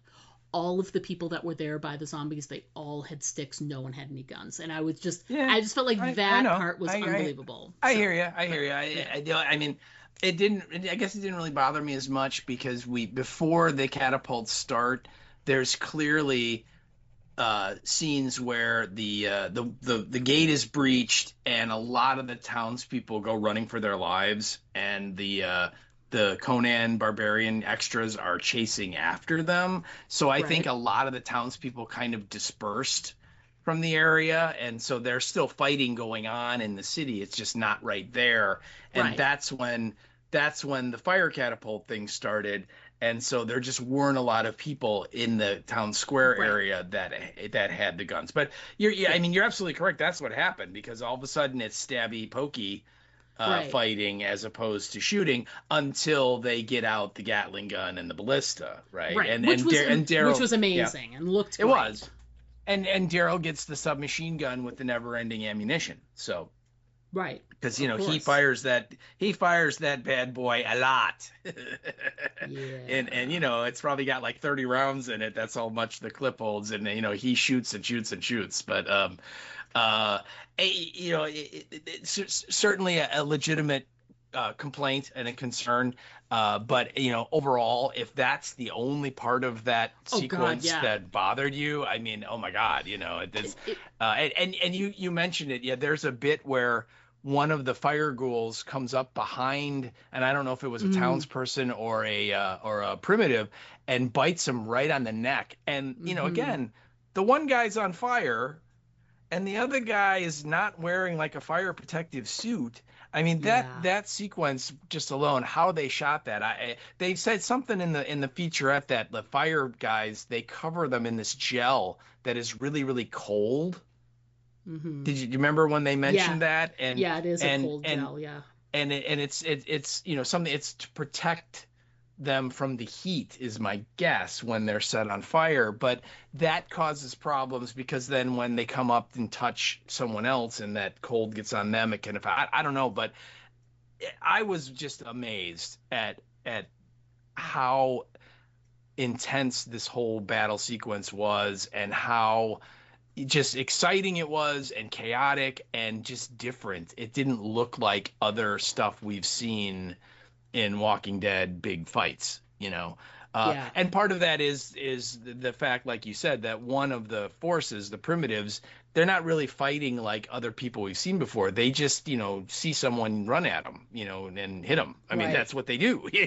So it's not like you have two sides squaring off and firing volleys into each other or whatever. It's sort of like one side is shooting ranged weapons and the other side is just charging them, trying to get it up and mix it up with their knives and their pokey things. And so I like I said, this was an amazing sequence, and again, this is the best episode that they've done so far, clearly.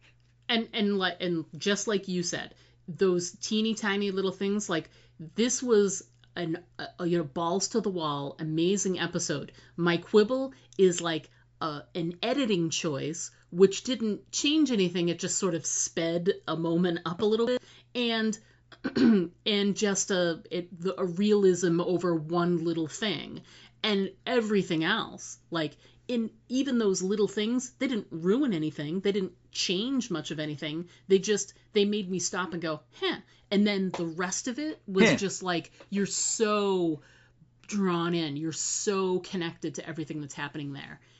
And I know that the series is named for them. I mean, it doesn't say Book of Carol anymore, but I don't really think anything's happening to Carol.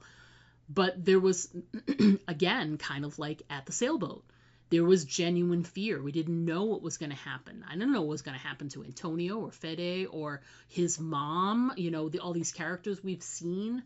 Could something terrible have happened to Roberto? Sure. Like all of these people that we just met. So there was some genuine, and to be fair, Fede was, he was stabbed in the magical place. He was. But, it's still an injury. So, speaking of Fede, so when we get, excuse me, the big pitched battle sort of comes to an end, and they're able to sort of look around and see what's, the destruction that's happened. And then Daryl and was it Daryl and Paz had gone because they heard some yelling, and they went to go investigate. And when everybody was sort of standing around in the square, sort of looking around at what had happened, you hear out of nowhere, "We caught one! We caught one!" We got one. Yeah. And they come back into the square, and they've got one of the primitives tied up. They've got a prisoner, and Fede is just like, "Take him inside. Let's go." And his interrogation was so amazing. I love that they knew that Daryl and Carol were there, and he had no desire to speak in English or say anything. You know what I mean? There was no describing anything. And to be fair, it wasn't until there was like a pause, like 5 minutes into it, where Daryl's like, "What'd he say?" Where he just wanted to know like what the most recent thing was that he said.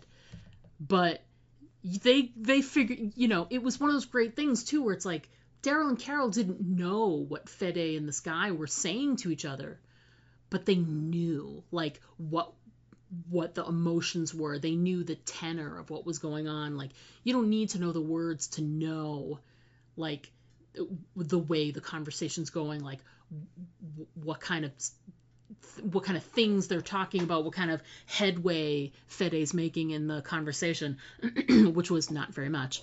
And I love that it was just Daryl's like, when he says, what did he say? And, and Fede like translates something for him.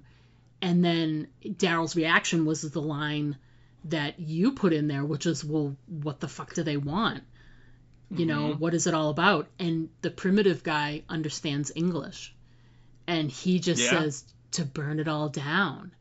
And it's really interesting because it brings up like it's kind of like the guys in Last of Us, the ones, I can't remember the names of them, the ones that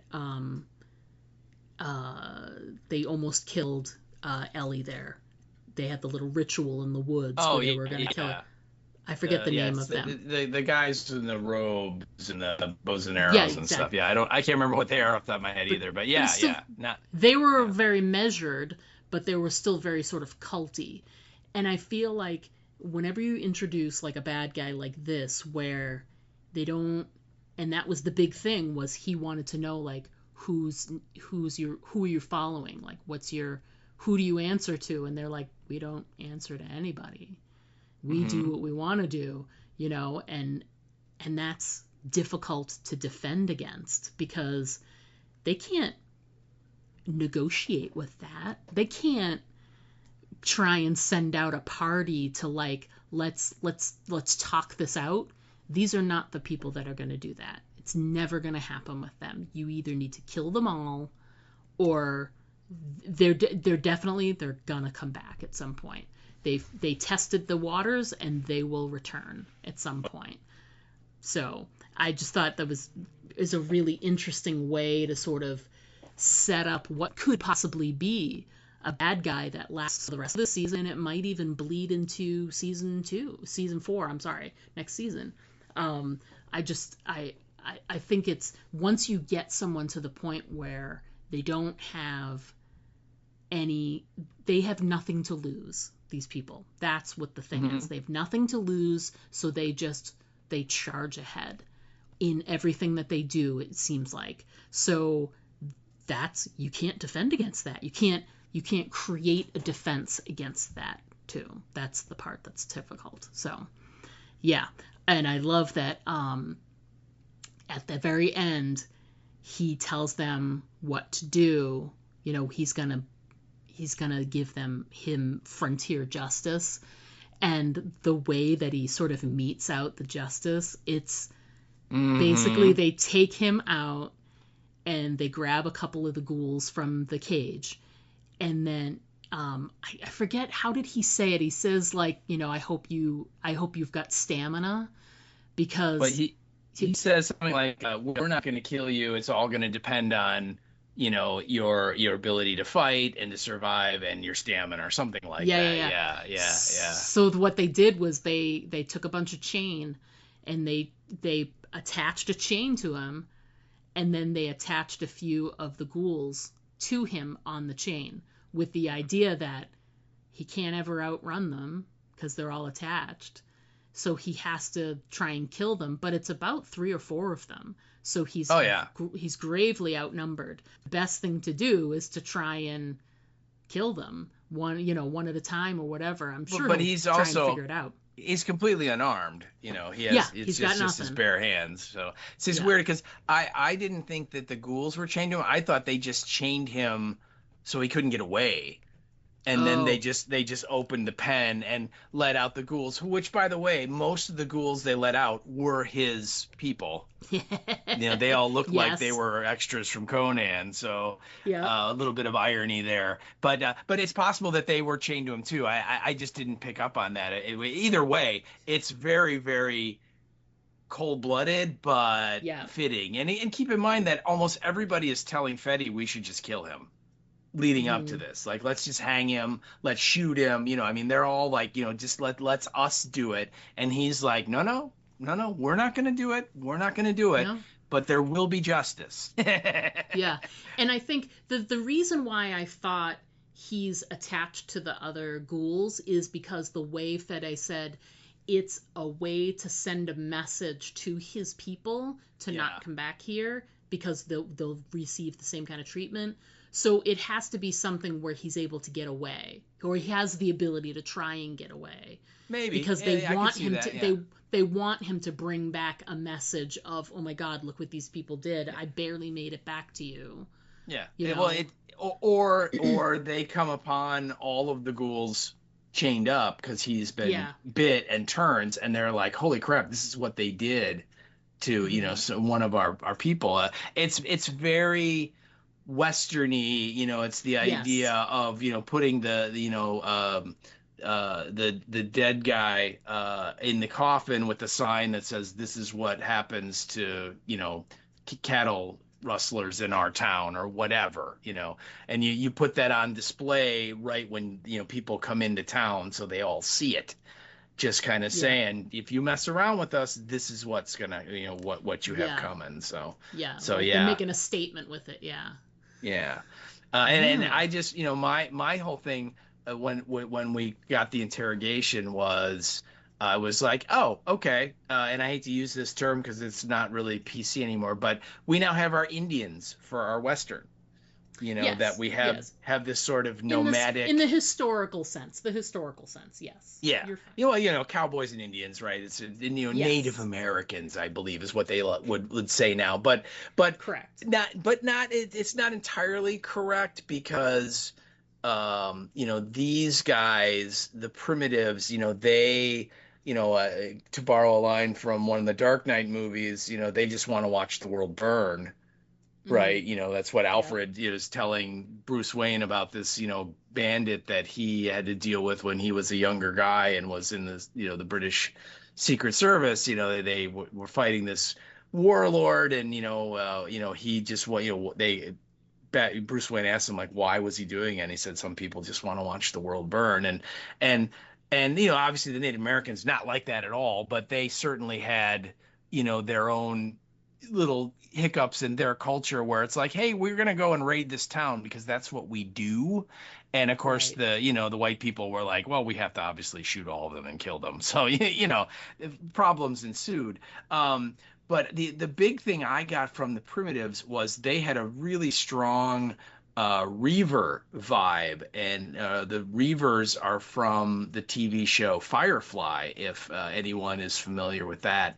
It was a weird combination show of science fiction and Western. And Mm-hmm.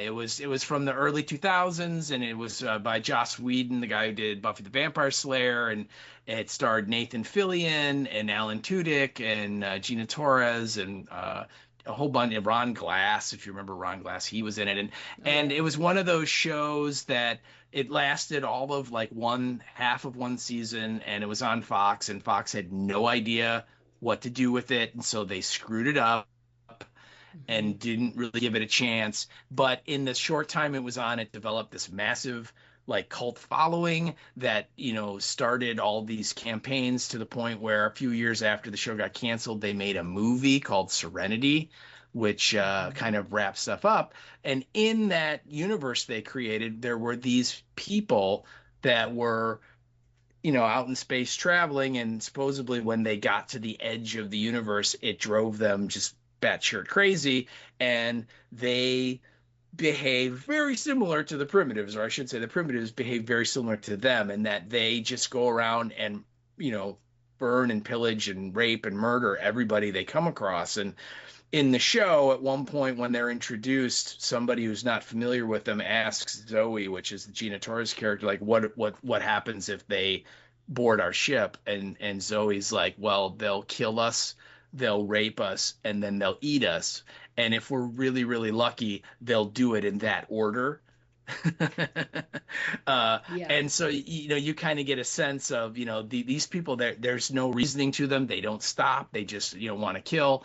And of course, we find out in the show that they put dead bodies on their spaceships, very similar to how these people had the ghouls strapped to the front of their trucks and their jeeps. We see all the heads that are still kind of moving, right, when the jeep's driving around. So I got a real strong reverse sense from these people as to, yeah, they really, there's no ethos there at all. There's no philosophy. It's just, chaos and death. That's all they want, and Yeah. and when that dude looked at Daryl and kind of smiled and went, to burn it all down. It's just you're like, I just kept expecting Daryl just to look over Carol and say, "Hot dogs, let's go." All right, it's time to go. Yeah, Let's just Operation Hot Dogs. Operation Hot Dogs commences now, because it's just like, Yes. there's no way you can, kind of like the Whispers, I guess, in some way, that there's no negotiating with them, right? You can never like come Exactly. to like a peace agreement with them. The only way it's going to end is if you're dead or they're dead or both. I mean, there's no middle ground, and those are the worst kind of enemies, because like you said, they just don't stop. Yeah. Agreed. Um so that's the episode. Is Well, there not quite. There's a there little bit more, because Roberto Oh, goes yeah, yeah, yeah. after Yeah. Justina and actually gets her and rescues her for a brief moment. Yeah. And Daryl and Carol and Antonio, and I think, no, it's just those three. Paz does not Yeah. go with them. Correct. They go out after them, and they come upon the vehicle that he took, and it's Yeah. flipped over and it got wrecked. And I think they find her little compass Yeah, they necklace find her little in necklace. Yeah. there. So they know So that they were found each they other and were all that. Yeah. together. Yeah. And so that's how it kind of ends, where like we don't really know. Most likely the Alcazar people got them, but we don't know that for sure. And so it's sort of open-ended as to, all right, well, they've been taken by someone. We don't know who or where. And that's kind of how the episode ends. So, yeah. Yeah. Um I I feel like I hit most of my stuff. And I think you got everything from your list mostly, but you made that comment about how you had an observation and you wanted to talk about it. Is now the time? Let's do it. Yes, now is the time. This is my prediction, people. I'm putting on my psychic hat here. Let's adjust it. So during this episode, there are multiple moments where people ask Antonio, why is it that you just don't want your son to be with this girl? Yeah. Because he clearly is like, dude, you do not want to settle down with this chick, you know, just and you know, he has varying excuses and so on. Here's my prediction. And I want to preface this, people, by saying I have not read anything or seen anything. I have no inside information. I have nobody on the show that I talk to. Well, that's not true. I chat with Norman Reedus a lot, but we only chat about Drive. We do not chat about this show. But right. This is just something inside my cold, dead heart, okay? Here's my prediction, and this is totally out of Soap Opera Valley. I know where you're going with what is going to come out is that Antonio is Justina's dad, and that was Roberto's mom, his wife, found out that he had an affair. That was what caused the accident that killed her and scarred him all those years ago. And it's been, I don't know if Fetty knows. I don't know if that side of the that those people know, or if that is just a secret that Antonio knows. But that is my prediction. I like it because, first, look at the hints you have. Carol was kind of hinting around the accident or whatever, and he was like, I think we know enough about each other. Yep. So he closed that off. So whatever happened in the accident, you can ascribe it to this, or he's either too emotional and doesn't want to talk about it, or there's some secrets there and he doesn't want to talk about it. But don't forget, there was also the scene with Fede when he saw Roberto when he was fixing the fence, and he basically, like, once Antonio comes, he's like, you know, it's funny how, like, sometimes we say things, you know, when we because he was trying to speak for Justina and just say, like, you know, sometimes people we love do things that we don't understand or whatever. And it's clear he's saying more than what he's saying there. And there's some, and then as he leaves, he's like, I'll leave you to your father. I'm sure you'll have many things to talk about. Yeah, many things to talk about. Yeah. So there's some secret there, whatever it is. And you're right, it really could be that.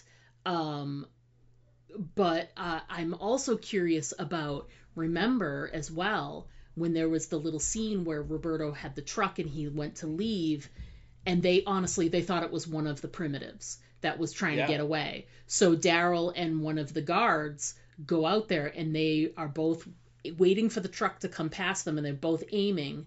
And Daryl's like, oh, wait, hang on. Oh, and he's like, it's Roberto. And he turns to the guy and he's like, it's fine. It's just Roberto. And the guy doesn't put his gun down. No. And he's like, dude, what are you doing? And he eventually, like, knocks his gun out of the way. And the guy is really mad at him. And there's, like, a confrontational scene later where he's like, and he was telling Fede, where he was like, I had it under control. I was going to take care of it.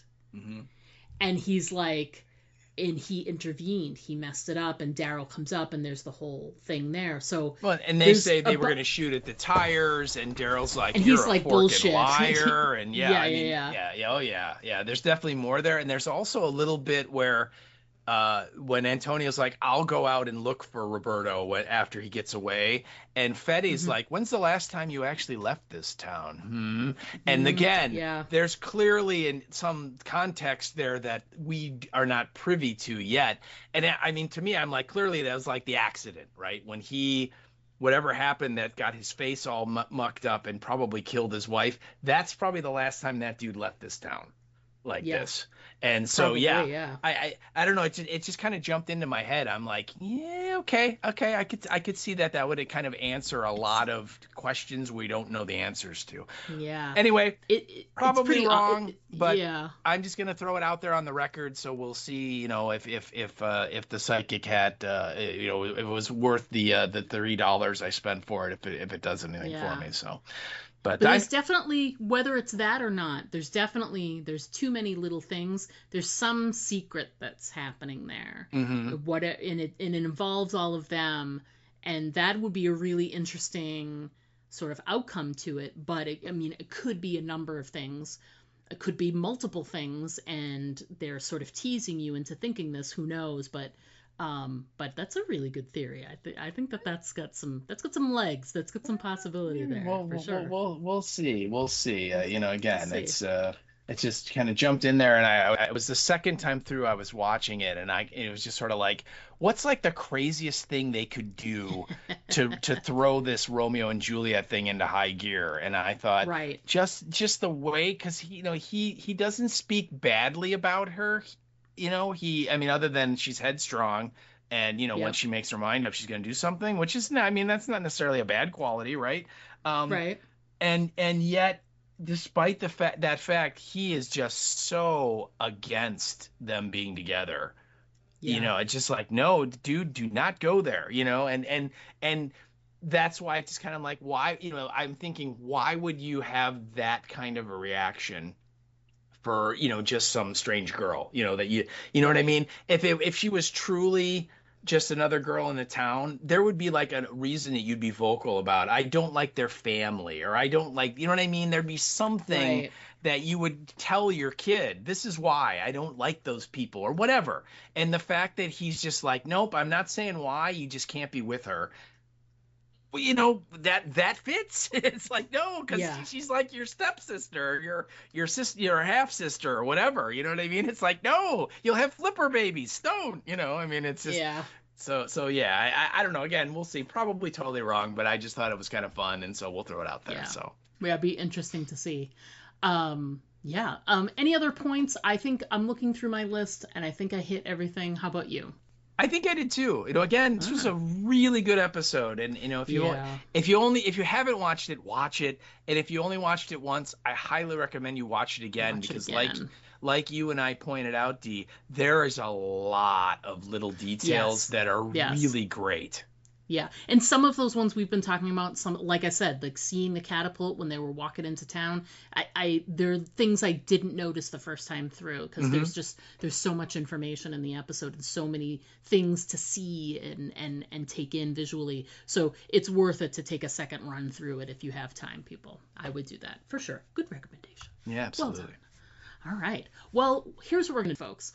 We're going to do something we've never done before. That's not true. We do it every episode. We're going to go ahead and take a break. And when we come back, we're going to discuss our listener feedback and what's coming up next on the podcast. Wow. I don't know what to say. This is a new development. In 366 episodes, we've never taken a break, people. But all I can think of to say is, I guess, stick around, because we'll be right back. Now there's about 20 of them out there. What will we do? Don't worry, we're safe in here. They'll never get in. Why is it that in every zombie story, people always think that their safe haven is invulnerable? I know. It's like, hello, the walkers are totally gonna get in. You better get ready for it. No! Diane, get behind me. No, it's not stopping. Do something, Jack! And another thing, how come nobody in a zombie story has ever seen a zombie story? Do you know how much time in human life would be saved if just one person in the group was up on the genre? What do we do? Aim for the head. What? Aim for the head. You heard them. Aim for the head.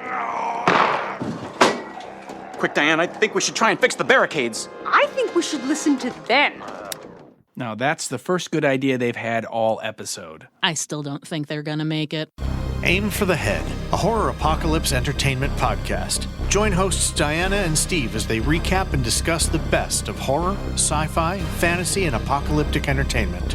Aim for the Head, available wherever you listen to podcasts. Find us on Instagram and Blue Sky. Hey, this is Patricia Tallman, and you're listening to the Aim for the Head podcast with Diana and Steve. Don't forget to always aim for the head, because body shots just don't work, and I should know. Hey there, everyone. We are back. We're going to jump right into our listener feedback, of which we got plenty of this week. Thank you so much, everybody. So right up, it's great, because it's not just feedback, it's also an apology. And apology accepted, Bev. Bev wrote into us via the email as usual, and she says, "Hi both. Sorry I missed sharing my thoughts on the last episode. I've been stuck in bed all week with a horrible cold."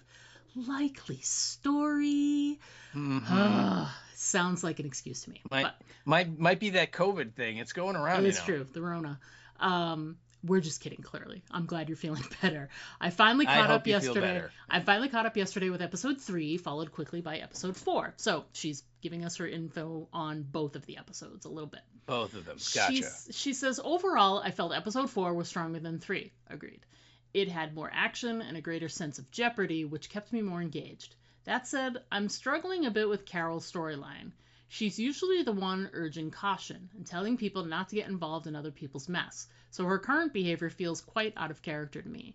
I did enjoy the big fight scene with the Marauders. Those Neanderthal-looking guys were intense.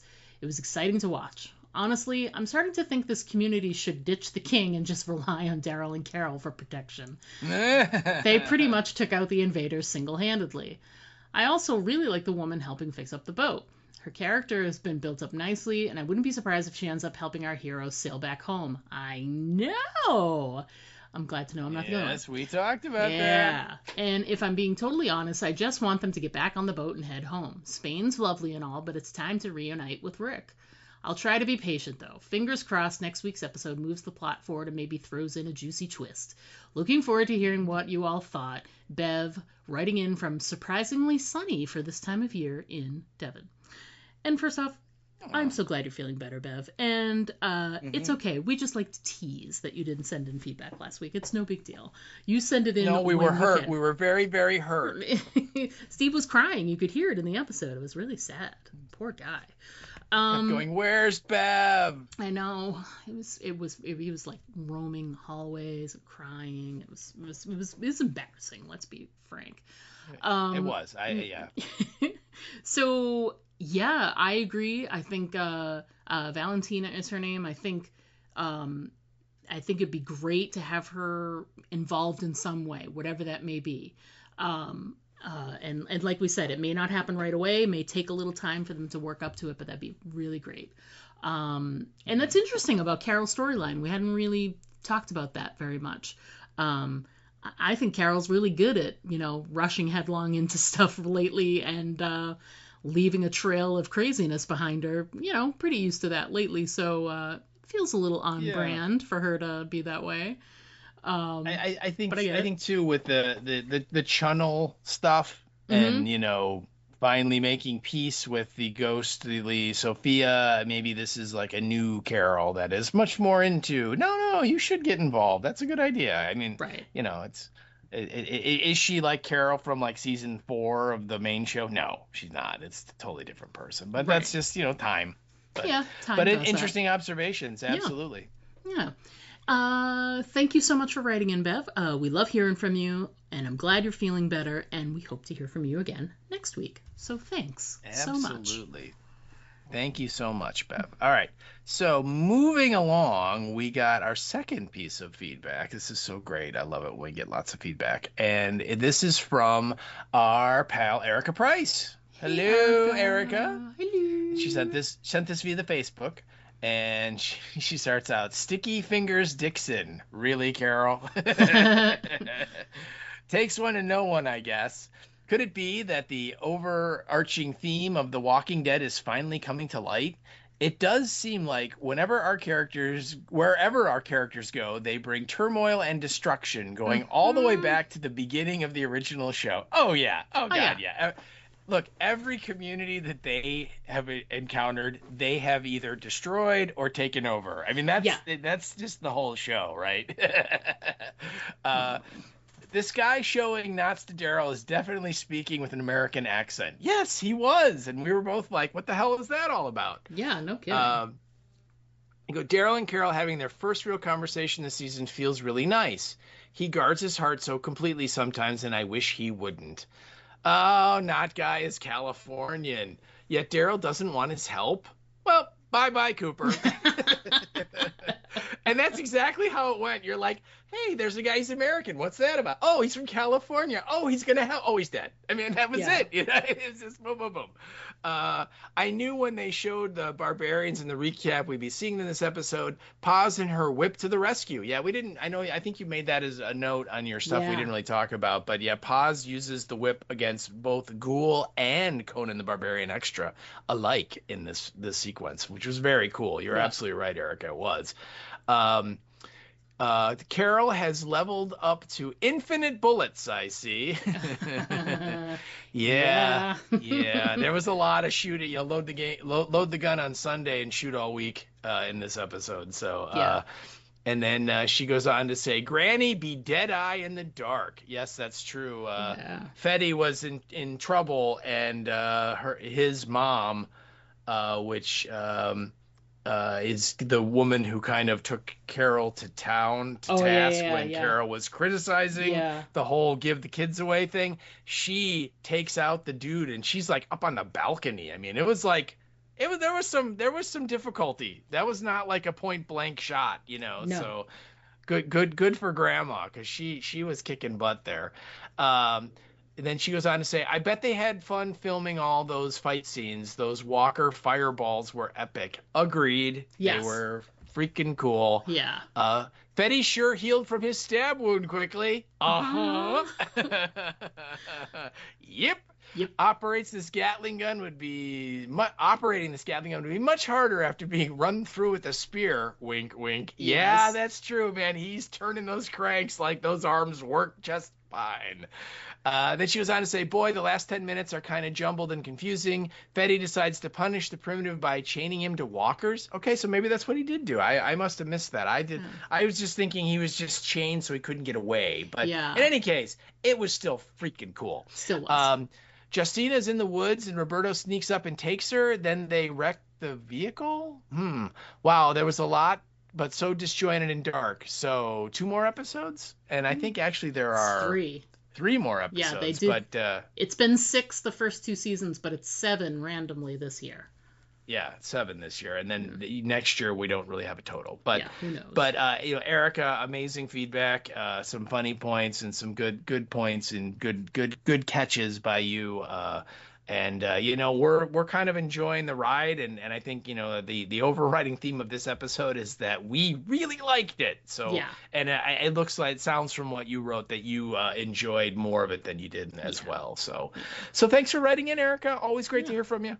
Absolutely. I will give her this point, which is we didn't really talk very much. Because we didn't really either one of us put notes about the Roberto and Justina stuff at the end, but it was a little confusing when trying to figure out, because they did like flashes of what happened. Like they did a flashback, and then they showed them coming up towards the Jeep, the overturned car, and and then they did a little bit of a flashback, but it was very kind of dark, and it was difficult to understand what they were flashing to until they came upon the flipped over vehicle and stuff. So it was like, I agree with you, it was disjointed. It took a second once you realized what was happening. You're like, oh, okay, well, that makes sense. But I do agree, just the editing on that was a little choppy and a little disjointed, but still exciting and very cool. So absolutely. Thanks. Yeah, so thanks as well, Erica, for writing in. We appreciate it. So next up, don't call it a comeback, but it is the returning champion. It is Lauren, not related to Karen Cohen. Oh, no, I'm sorry. That was the other way around. Karen, not related to Lauren Cohen. Well, the interesting thing is that Lauren now has to go around and tell people she is not related to Karen, because Karen is so usually prolific posting on fan sites about her thoughts on stuff. Yeah, that, exactly. She's penetrated to the Lauren Cohen level of Hollywood, to where she's aware of her. Wow, that's big. That's big. Did you hear that, people? It's huge, people. Huge. Right. So we were graced with some feedback via the Facebook, and Karen writes in and says, "Hello, I'm back at this show and annoyed with Carol. Why can't she keep her mouth shut? Daryl just has to keep putting out fires over her nonsense. I don't understand why Carol. This is a point. I knew there was something I saw that I wanted to get to, and she makes a really good point here. I don't understand why Carol knows nothing about sailing. Don't we see her get off a boat in the main show by the ocean people where she had been sailing around for weeks? Remember? Mm-hmm. There was that whole storyline where she disappeared. To be fair, when the British dude, kind of called them on the, you don't know anything about sailing, her response was, it's been a long time. And at first, because I had also misremembered about the sailing part with the people at Oceanside. I just assumed she was lying, just saying like, oh yeah, I did it just a long time ago and it's got to come back to me. But maybe she was being truthful. That's like, yeah, I sailed on a boat, but that was, what would you say that was? 6-7 years ago, 8 years ago? I mean, when do we think that season happened? I don't know, but I also think that I'm with Karen on this one, because I feel like if she, and I see your side of it as well, but I also feel like if it was something like, going with a group of people and doing a trip for like 2 to 3 days and you come back, and then 3 weeks later you go out again for 2 or 3 days, she went out almost entirely by herself and was gone for weeks at a time. So that's true. So I feel like sure, it's not like riding a bike, but it also feels like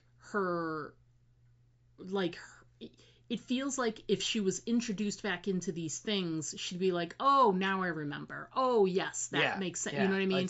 As opposed to back to her stance right now is very like, I've never done this before. Yes. Or I did, when she says it's been a long time, I interpret that as like I was 9, as opposed to like it was 6 years ago.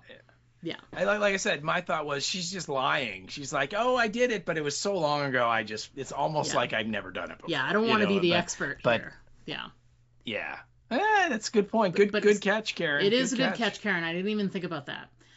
So continuing on, she says, Fede sure had an easy time with that giant machine gun after getting stabbed in the shoulder. There is sure a lot of expendable ammo at this point in the timeline of this universe. This episode felt kind of chaotic, and I guess all the shows want to turn at firing bodies at people now. Give a guy a name and a couple of lines of backstory, and we know he's going to die in the next 5 to 15 minutes. They sure say the F word a lot in this show. They sure fucking do. But I like that because I think that's the way people would actually talk in these situations. I know I would, mostly because that's how I talk now. Agreed.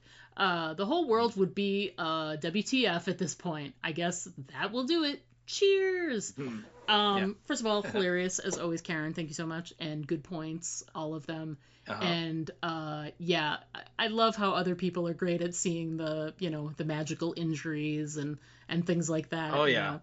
And it doesn't take away from my enjoyment of the episode. And I do agree that there were a lot of chaotic moments, but I think that was what they were going for. I don't think it was accidental chaos, if that helps. No. It was I agree. Purposeful chaos, so that you could sort of feel like what it was like to be inside that. But yeah, maybe it didn't hit you the same way. Maybe your chaos was different. Yeah. And yes, they do all want to take turns of loading bodies into something and shooting them and flinging them. Yeah, absolutely. We will fling the bodies at you. So, yeah. And I think absolutely. Her point of like, you give a guy a name and a couple lines of backstory and everybody knows, dead man walking. Yeah. The only thing they could have done to make it more obvious was after Daryl walked away, he pulled out his journal and wrote down, met some new people today, going to go home, really hopeful about the future. And then you're just like, oh my God, dead, right? Yeah. I mean, no doubt. Dead, absolutely dead. I was surprised that boat didn't have a revolving door on it. That's how dead that guy was. So yes. Excellent points, Karen. We're so glad to have you back. I hope the episode interested you enough that we'll see you next week, we hope? Question mark? I hope so, yeah. We hope so. We love hearing from you. Otherwise we'll have to reach out to Lauren. Yeah, your sister from another mister. Who knows? Yeah, that's right. That's right. So, so nobody wants that, Karen. Nobody wants that. Thanks for writing in, Karen. It's great to hear from you again. We hope to hear from you again next week. That'd be great. Absolutely. All right, so moving on. Next week's episode, title of episode 5 is Limbo. We've got no description yet, but we got some... Ooh, let's do the limbo. I know, yeah. Is it that kind of limbo? I don't think so. The images we got were very interesting. So it looks like Roberto was left somewhere kind of strung up. It looks like they do get him down from wherever it is he's been held. So it looks like Roberto's taken care of, but there's no Justina. So they have to sort of continue to search. So it looks like there's some kind of convoy that may have her. And the convoy goes to Barcelona. And so it's Barcelona. But I know, Barcelona. So Daryl is going to go off and try and find her at this convoy. So we get images of him on the motorcycle. He somehow always finds a motorcycle no matter what part of the world he's in. You know it. Yeah. So he's on a motorcycle and he's racing off to try and catch up with this convoy. The images of this convoy look so amazing. It's literally like a tanker, like a train car. Yeah. And it's being pulled by multiple, like about 100 zombies. And what they do is they have like a horse, someone on a horse who's at the front that is leading them, and their power is pulling the train car. It's amazing. And the imagery of it is just so cool. It just looks so interesting. So it looks like there's some other group that's also been wronged by these people with the convoy. There's something they say about their water being stolen. So it looks like Daryl gets involved with another group of people trying to help them out because of these convoy people, is what it all sort of feels like. It's pretty rich considering Mr. Let's get going, we need to go, don't get involved. Just this episode is like, hey, I need to help these people because their water got stolen and I'm going to get it back for you. Daryl, figure out what you're doing, would you? Jesus. Anyway, so that's all we got for images. No description yet of the episode, but it certainly looks like it's going to be very, very Daryl heavy, since he's the one that's going off on his own to try and chase down Justina. So we'll see what happens there. Very interesting. Other stuff to talk about. We mentioned it last week, but just as another reminder for next week's episode, for recording our feedback on episode 5, we will be recording late. So we're going to be recording on Wednesday night instead of Monday night. And I have it on good authority that it's Steve's mom's fault. So you can blame her even though you've never met her. So there you go. So sure. I mean, hey, whatever makes you feel comfortable. But I will tell you this. I'm not getting in the middle of this. No, never. I wouldn't. What this does, though, for those of you that straggle sending in your feedback, and maybe it's been a bit since we've heard from you, Bev, Karen, this gives you 2 full extra days to send in your feedback. And don't think I won't be posting on the social medias asking for it. Please send it in. We'd love to hear from you. Basically what it's also given you is time to watch the episode multiple times too, like we do. So if you want to take a chance to watch it again, you got the time, people. So again, we'll be recording on Wednesday instead of on Monday, and then back to the regular schedule the week after. So that's all I got. Anything else we need to talk about before we wrap this up? No, I don't think so. I think, we pretty much talked this one to death. Go watch it. If you've watched it once, watch it again, because it's really good. Yes, I agree with that wholeheartedly. Oof. All right, so that's going to wrap it up this week, folks. Thanks so much for sticking with us through the ride for episode 4. We look forward to chatting with you again next week for episode 5. But until then, as always, I'm Diana. And I'm Steve. Don't forget to always aim for the head. Because those body shots, I'm sorry, they're just not working. To send us an email, write us at aimfortheheadpodcast@gmail.com. And our Twitter handle is @AFTH Podcast. Pictures and video are always welcome at our Instagram account, Aim for the Head Podcast, all one word. But the best way to keep in touch with us is to just like our Facebook page to get all of our updates in your feed.